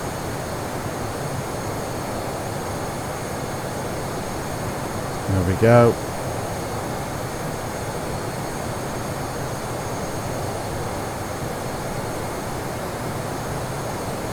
And hopefully that'll be enough to lose some speed. The VOR has just come in, 130 miles we are away. Let's queue it up. There we go. Speed is on the money now. We don't want to be going any faster than that. If anything, we want to be going slower. We can reduce our thrust by a little bit more.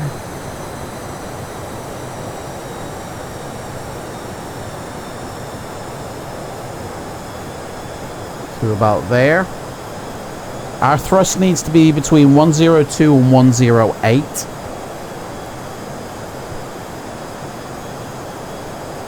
So I think with that, we might be able to go back down to 200 or 2000, sorry.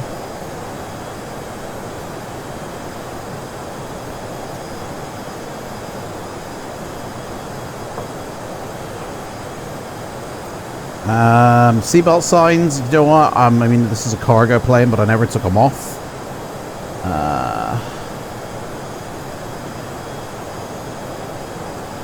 Final descent, boost pumps, mains go off, but if there's less than 5,000 pounds in a tank, they get set to feed only. We don't have that at all, except for these two exterior ones, but they're not being used. So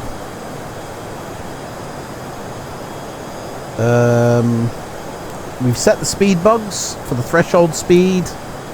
Flight and navigation instruments are being cross-checked all the time. We just have to order the wing flaps as needed, and wait for 10,000 feet so we can flicker the landing lights on. I don't see any islands, so I don't think we've got any land ahoy at all. Just ocean still. I think there might be something here. I think that might be land just there. I see very faintly. 25,000 feet. We're 117 miles away. So I'm going to order that we slow our rate of descent to 1,000.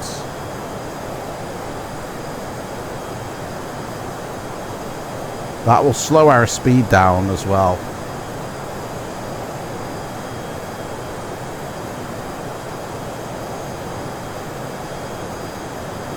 There we go. No, it's dropping. Get it back up.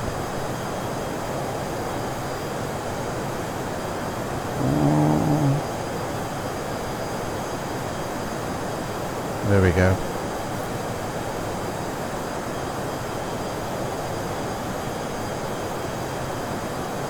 Outside temperature is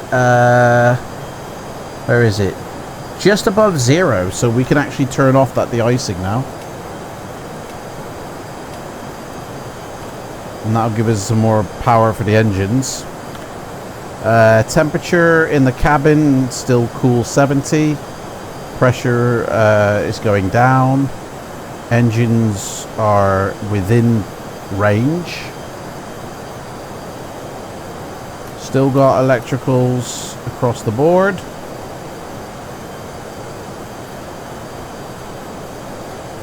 The dude is doing his thing.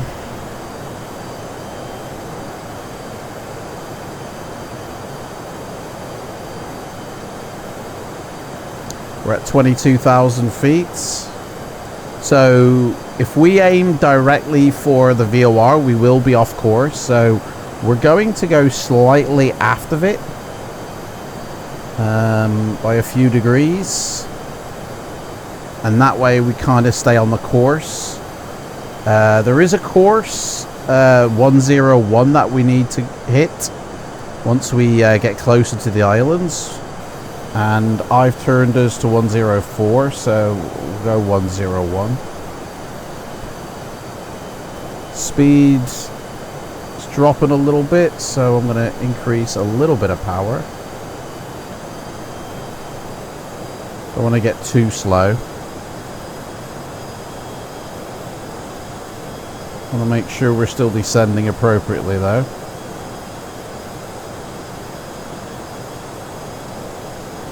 "104 miles out."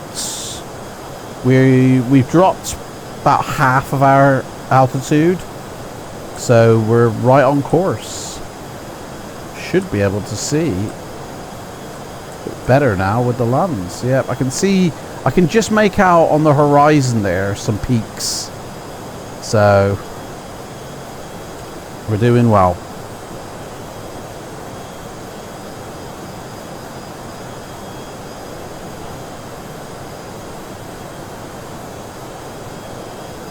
So need to increase our speed, try and maintain 165.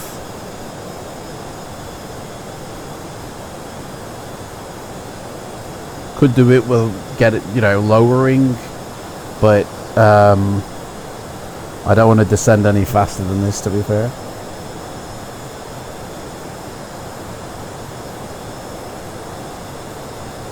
So we're still about, I would say, a good 100. Oh well, it says here 199 miles. What? That can't be right. Didn't it say like 139 before? So we're almost 200 miles out. Oh well, that VOR, sorry, is actually further out than the airport that we're going to by about 50 miles. So I gotta subtract 50, so it's actually about 147 miles away, which I thought it said like 111 or something before. I don't know. We're still descending down nicely. We're at 19,000 feet. So we could start dropping flaps, but we're not going fast enough, to be honest.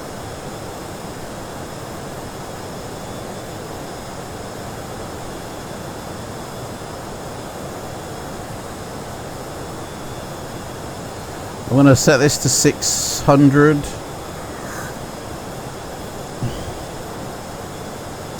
44 miles, evidently now. It's gone from 194 to 94. That was a quick 100 miles we just covered. Yeah, I think this is a little bit, bit weird. Okay, so course of the runway is 150, so I'm going to actually set that now in my course, so I know exactly where the runway is. How's it looking out there with the old... There's the islands. That blue, I don't know if you can make it out, but there's some landmass here I can see. That's where we're landing.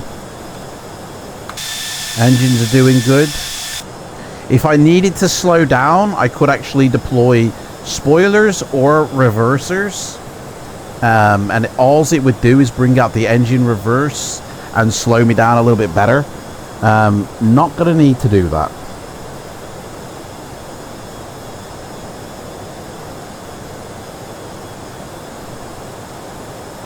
Because as we get lower, we will be getting faster. And that's where our flaps will come in. Let's have a look at the old systems. Fuel's good. That's all good. Plenty of engine power and oil pressure.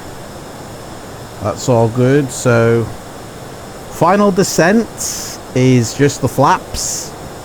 Arm the spoilers and turn off the yaw dampener and autopilot, and that's about it.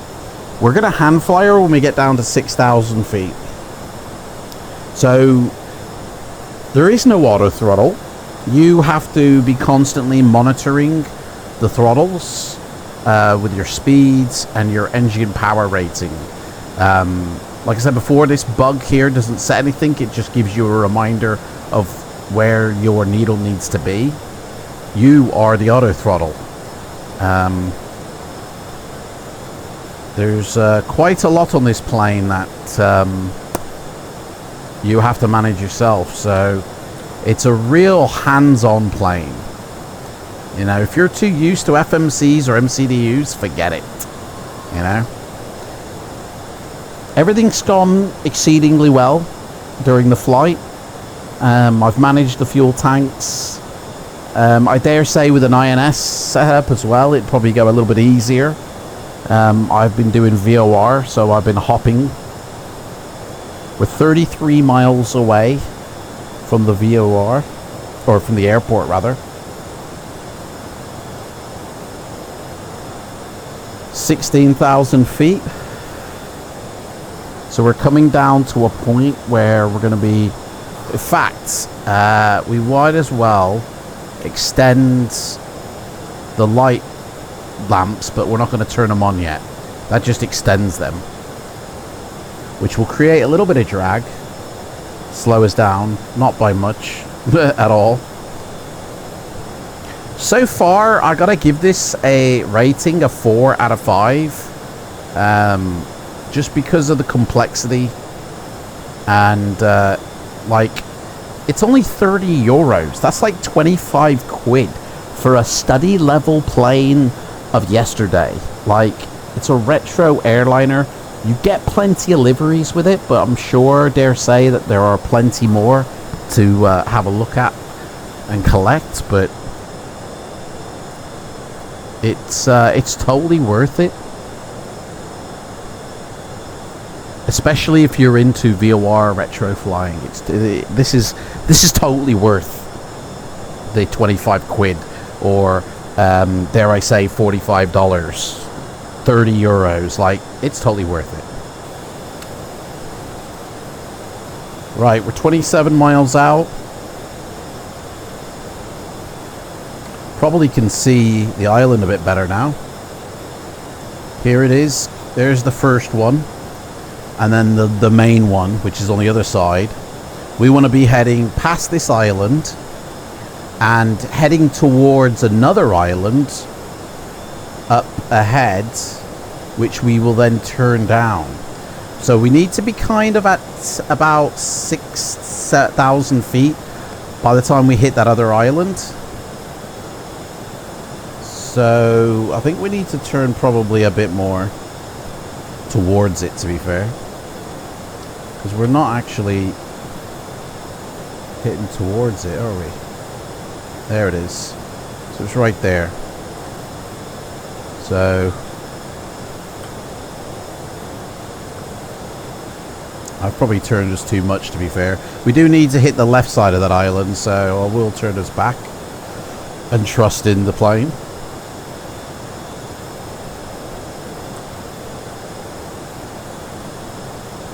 Yeah, that's it. So we go around the left side of this island and then turn in before the others. Can we see the ocean, or is it still just a blue?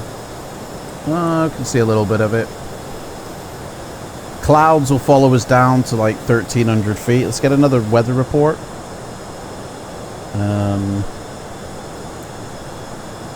Bird Island is the nearest weather station. It's reporting winds of 17 knots. Our airport has got winds of 17 knots, 28 degrees in temperature, which right now it's about 18 degrees. So can actually turn off the pitot if we wanted to, and we shouldn't be having any condensation or anything on the windscreen. So 13,000 feet coming down to.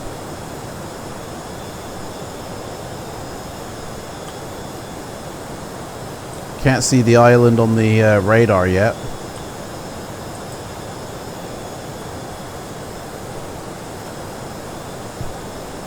So, I don't know if you can see it, but there is the island that we're going to be turning, which we need to do a little bit more. 101, I think it was. In fact, we'll do a east course, just to make sure we hit it correctly. Yep. So that's the island with the VOR beacon on it. We're going to head kind of towards that one now. So if I just quickly get a course for that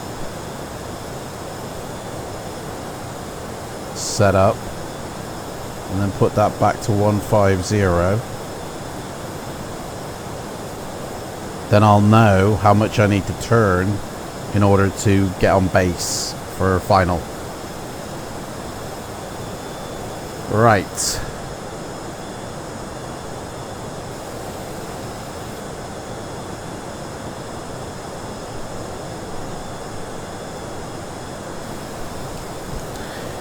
This is it, the moment of truth, guys. The moment of truth. Oh boy.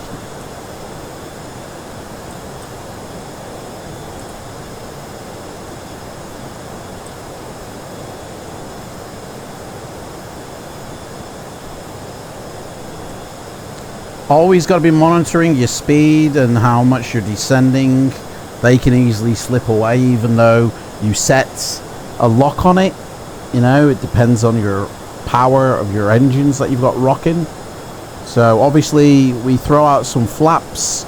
We're going to need to increase or decrease our throttle as well to make sure we keep a consistent power state. Obviously we don't even want to exceed the temperature rating here. Like we're in range for our engines, so it's all good. Still don't see anything on the map yet. Let's have another blast out the window. So we are coming up on it now. 10,000 feet. I'm going to drop the landing lights now. Let's extend them out.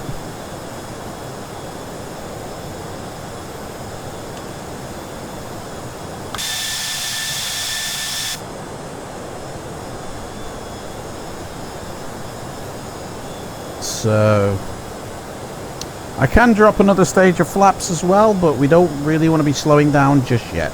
There will be a moment when we do have to decelerate as well, because we gotta make sure we're down at 142 for our landing.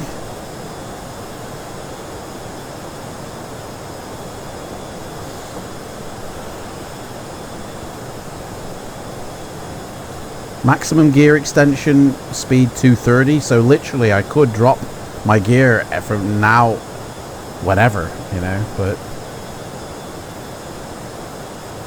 we might need to shallow out our descent, so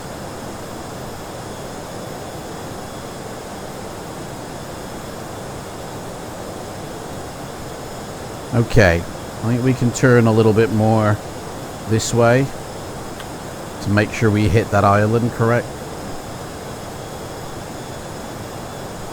So these little mountains here, we're going to be flying over them.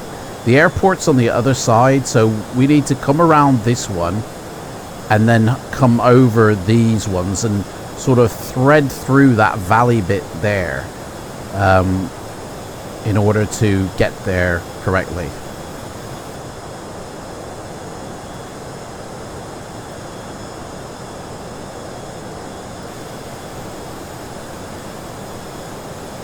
Final descent challenge. Flight and nav instruments cross-checked. Check.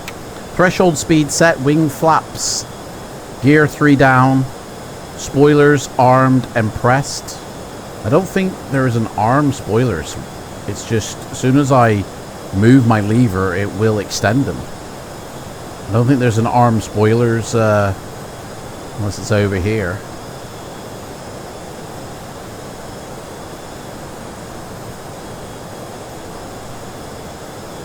No, I don't see any arm spoilers button.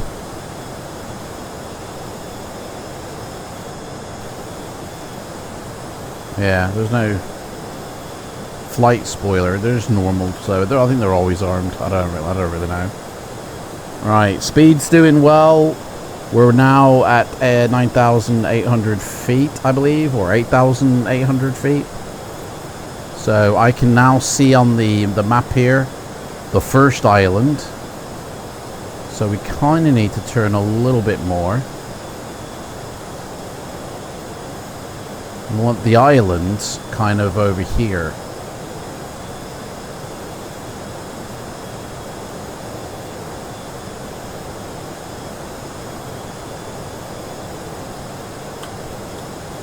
Where is it? There it is. Yeah, we're doing well. Okay, so we're going to slow our descent down by dropping a first stage of flaps. And we're going to drop this down to 700.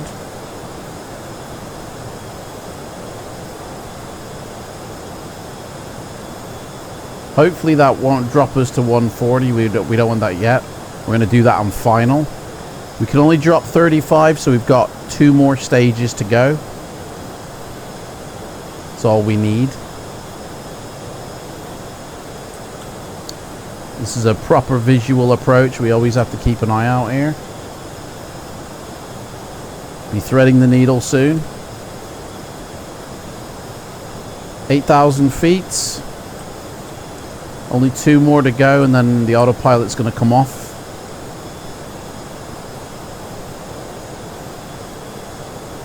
When we cross over the mountains, I don't know if you can see it. We cross over these mountains here is when the gear will go down. And we only need to be at like 150 then, so it's looking good. We're 161-ish, 163. I'm going to bring the power back a little bit.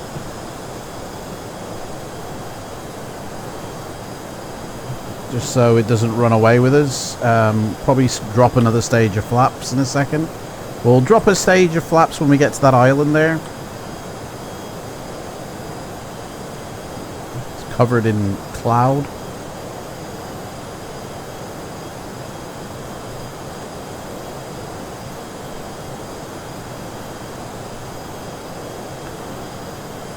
Gliding down good and well, 7,000 feet. 1,000 to go. And we'll be right on the money for when we land. Our runway approach is 3,500 by Natley. So we can actually dial that down to 3,500.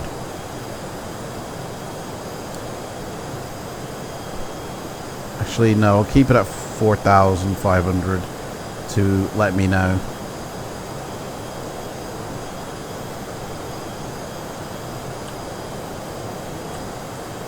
There is the main island there, so we're going to be coming up through here and then around to that bay there.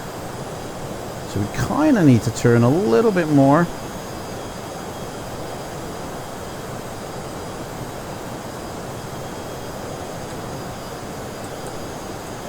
Can't really see that. It's getting cloudy here.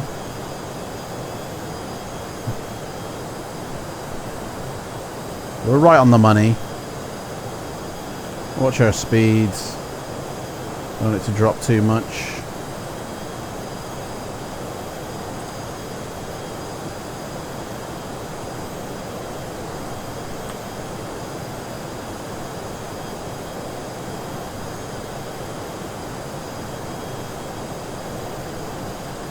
So another turn a little bit and be able to drop some flaps as we climb over this island here.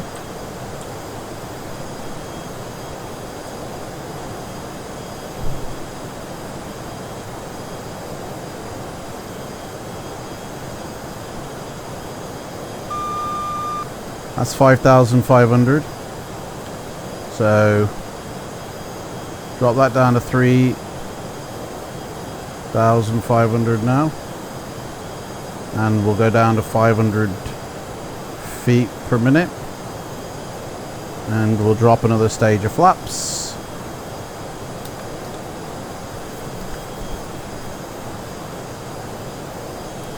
And that should just bring me down to like 150 nicely.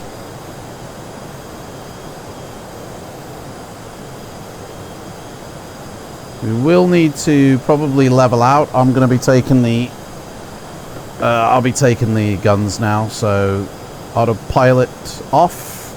Daddy's got the plane completely. So we are now in control. Just gotta manage the pitch and the speed.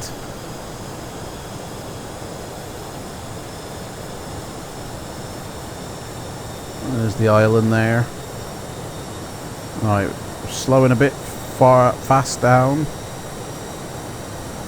There we go. Okay, I've lost visual. Oh, there it is. I got it. Okay, we're at... we're gonna have to be leveling off here because we're not as close to the other island as I wanted to be. So... I'm gonna need to level off here.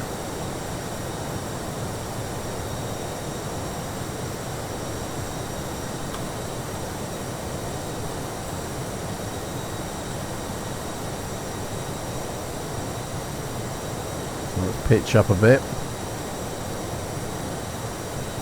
Got a boat down there.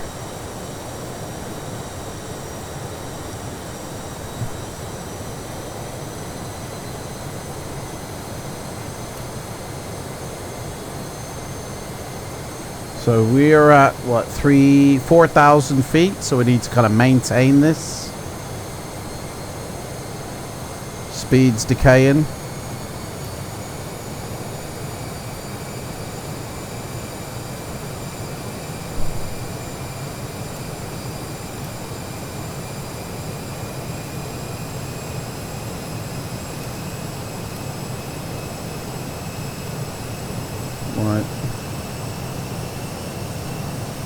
Right,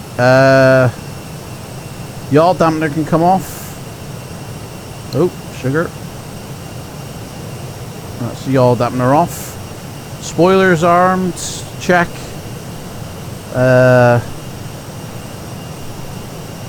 We don't want to go around. So we're on the landing roll checklist. Right. Climbing again.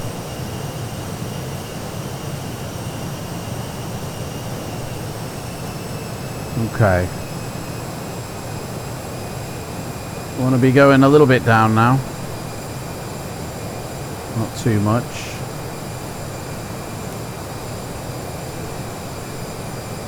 Can hear him ticking things in the background. Right.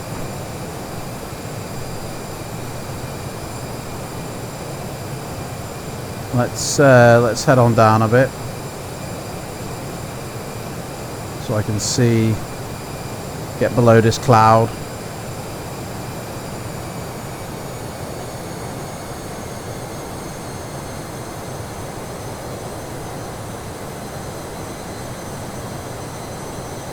Can actually see, it's a visual approach now because there's no ILS, so I'm kind of at the mercy of what I see. And when you go through cloud, you can't see shit. Good thing we've got terrain radar there. Okay, we are coming round okay. We're doing good. Hopefully get a visual soon.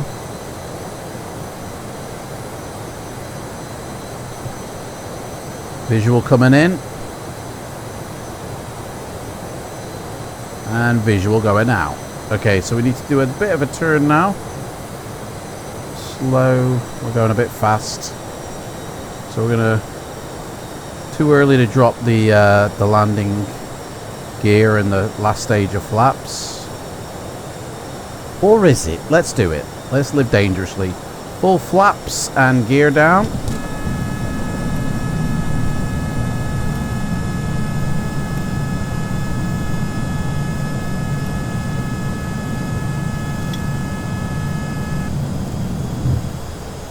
There we go. Right, so now we just have to maintain this 145. A little bit early, but it is what it is. Okay, I can just about make the land through the cloud base there. I don't want to be descending, so we need to pitch up a bit. Speed's a little bit on the low side. Come on, get up. We'll get through this cloud soon. Gotta have faith. Right. Starting to turn, because, yeah. 150. I can just about see where I've got to go. Just about.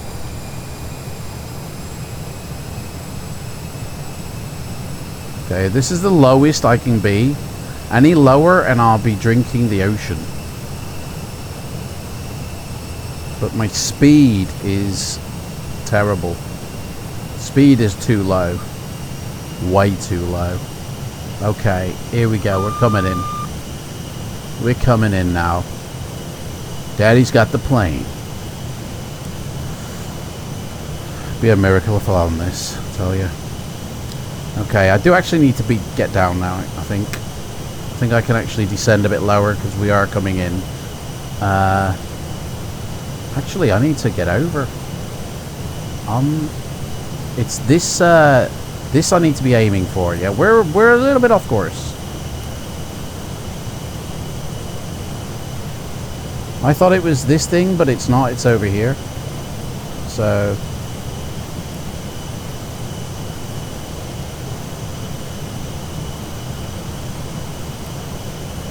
there is literally nothing else I can do in terms of behind me. He's going to be doing all of that. I've just got to fly the plane.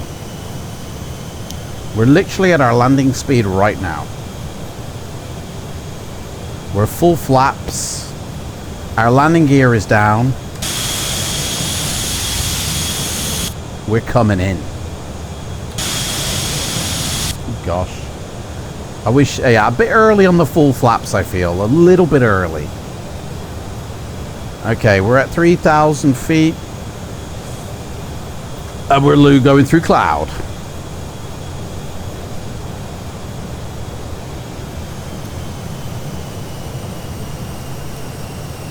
Not a good time to be going through cloud when you're approaching land. And I can't actually see the... here it is. Here, it's coming back. Okay. We got it. Yeah, baby, we got it. We are way high, actually. We're at a safe height. We're not going to crash and burn here, he says. Okay, runway in sight. We just need to line up. We are a little bit left of the runway.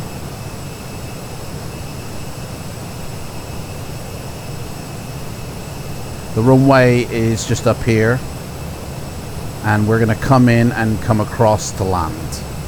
So we got it. We literally, it's just about landing the plane now.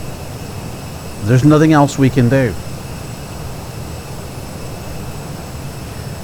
Landing roll, it says wing flaps 0 on order. Okay. Spoilers. Oh, that's when you, yeah. Okay, we're a little bit high and fast, so let's try and get the speed back to where we want it. And we're coming in now. For me, it's just about landing and stopping at the end of the runway. Couldn't care what the landing rating was. Maybe on the next flight. Okay, maintain this speed now. We are on final. And we need to just maintain this speed. That is it.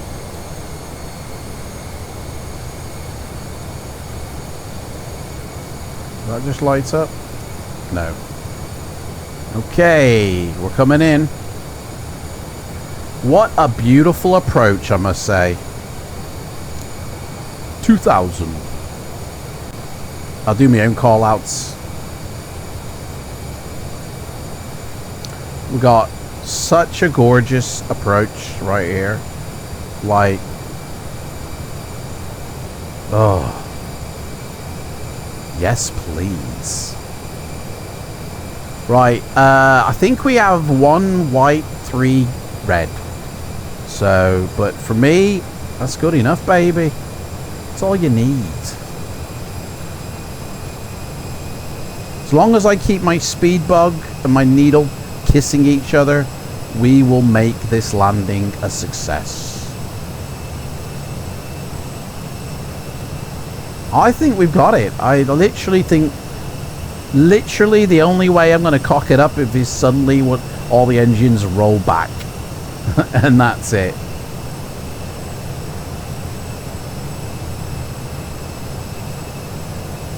Two white, 2 red. This is probably going to be my best landing ever. And this is like the second time I've actually landed the plane, because I've done like 3 or 4 flights. But as some of you may know, they didn't go to plan. And I didn't actually land properly. This is like the first landing I'm going to do. And I've been chattering and my speed has been getting away. So we need to roll back our engines. And we're coming in now.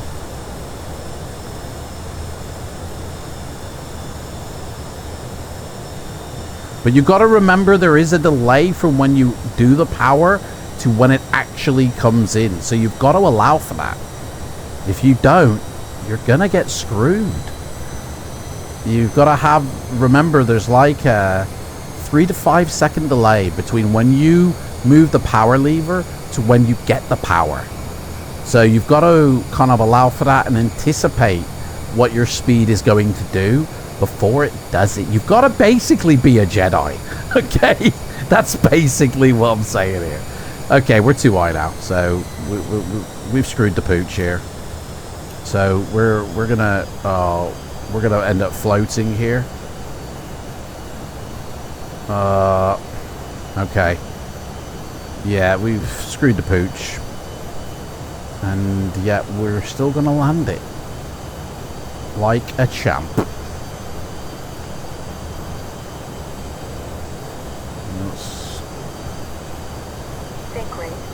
Sync rate! Oh shit. Oh, floater! Idle. Is this gonna land or what? Boom! Touchdown! The crowd goes wild. Reversers. Boom. Spoiler action. Let's get that on the go. So we can slow down before hitting the end of the runway. I think that'll do me. Boom. We did it. That was it, guys. Nailed it. Spoilers up. Flaps to 0. Thrust reversers, lights, monitor your engines. Reversers on reverse, spoilers retracts. Monitoring call the hydraulics, and we are off for the taxi. Boom. That is what I call a successful flight, ladies and gentlemen. And we're off. So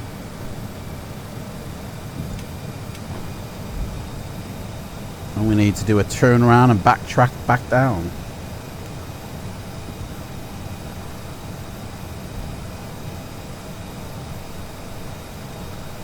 Dudes, that was one of my most like humblest landings, I feel.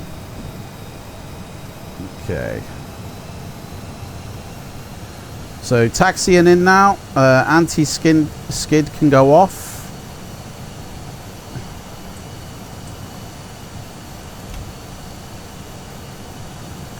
Radar can go off.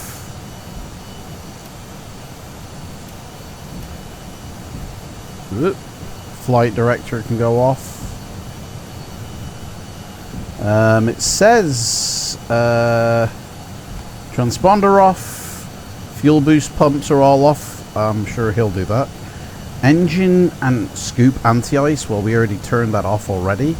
Gonna turn off the pit outs and the window shield. Gonna put it up to ground flood. And everybody can have a fag. Light them if you've got them, guys. We're taxiing out. Maybe I should put continual. I don't know. It don't matter. Everything's so good. You got it all cracking on over there, mate? Well done. Good flight, guys. I mean, it's just me in the flight deck, but good flight.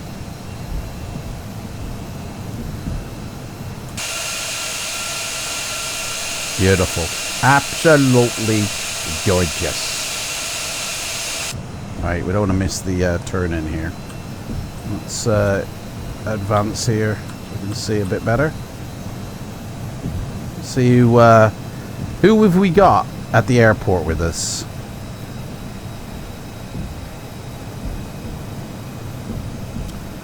Whew, man, I'm sweating.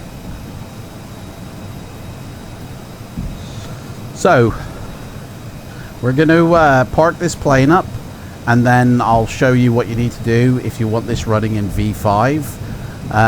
You don't really need to play trickery with the registry.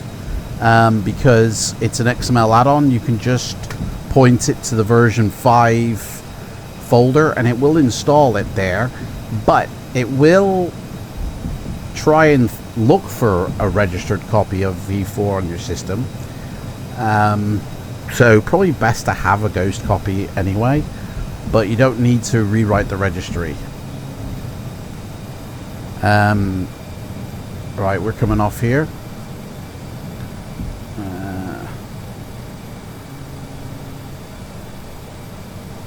Way to go, boys. Put your taxi signs on the runway. Nice and safe, this airport. I need to fix that anyway. That's my fault, that is. I've adjusted this airport. Right, so we will call for GSX because at the end of the day, I don't see where we can go. Actually, no, we won't. We'll just come in somewhere. We'll slot in somewhere. We're a big boy, we are. We can't go in between these two. I'm hoping I can slot in between these two. So we'll try that. We'll just rock up next to this Twin Otter here on stand 2. So, yeah. I mean, wings will be touching, but, you know, must be love. Obviously not proper, you know. And contact. Parking brake set. Now there is no APU here, so we can't do anything, but what we can do is call for the mechanics to get us an external cart unit and set the thing to external power now. And then we can turn off our engines. So, kill, kill, kill, kill. Landing lights off. Taxi lights, bring them up. And everybody can get the hell out of Dodge. Thank you for flying Crazy Man Airways. I mean, it's a cargo flight, so... Right, well, we are at a suitable parking spot, mate, so we'll just ignore GSX, I guess. And, done. There we go. Well, not too bad with the old, is that a 777? Yeah, not too bad. I mean, we are dwarfed by him, to be fair. But, yeah, that was pretty close. So, what are my thoughts about this? Definitely a must-to-buy. If you enjoy... retro flying and you want a lot to do, this is your plane to do it in. If you're on version 4, you'll get the best out of it, but if you're on version 5 and you want to put it in, here's what you need to do. Install it as normal, and you can leave it as an XML add-on. I've done the PBR on this for V5, so that needs to be fixed. Then inside, if we go have a look at it, I've actually moved my copy to the root of the sim, but if we go have a look, it will work the same if you leave it in as an XML. If we go find where it is, you'll notice that you have a True Glass folder, and that's it. I thought there was a real light, but I guess not. Basically, this needs to be rewritten, and the shaders, this was the original, and I've rewritten that one as well. So otherwise you won't get raindrops. That's what I've done as well. And also, like I said before, I've added a PBR to all of them. I've even created a new model specifically for Chrome, so which actually I can show you. If we load up the Chrome one, which I believe is this one. So obviously everybody knows this is a Chrome plane, not a grey looking one. So I've done a pass on that, so it actually looks Chrome.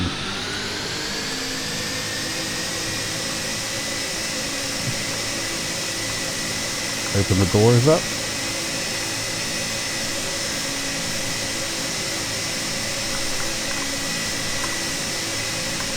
So that's another thing that I've done, like redone the PBR and everything, so it all works just fine. Mate, can you turn your engines off, mate? I'm trying to do a video. Anyway, that's it basically, guys. That's all there is to say. There ain't much else to say anyway. I do recommend going to get it. It is worth it. And the link to the product is in the description box below. I give it a 4 out of 5. Anyway, don't forget I do give away Sim Market vouchers. If you want to be in with a chance to win every single month, all you have to do is subscribe to my channel. And, oh, do you know what? This dude's doing me head in. All you have to do is subscribe to my channel and leave a comment in any one of my P3D videos. And yeah, that's it, guys. Thank you so much for watching this. Very sorry about the length, but this plane, totally worth getting. Take care, and I'll see you in the next one. Bye-bye.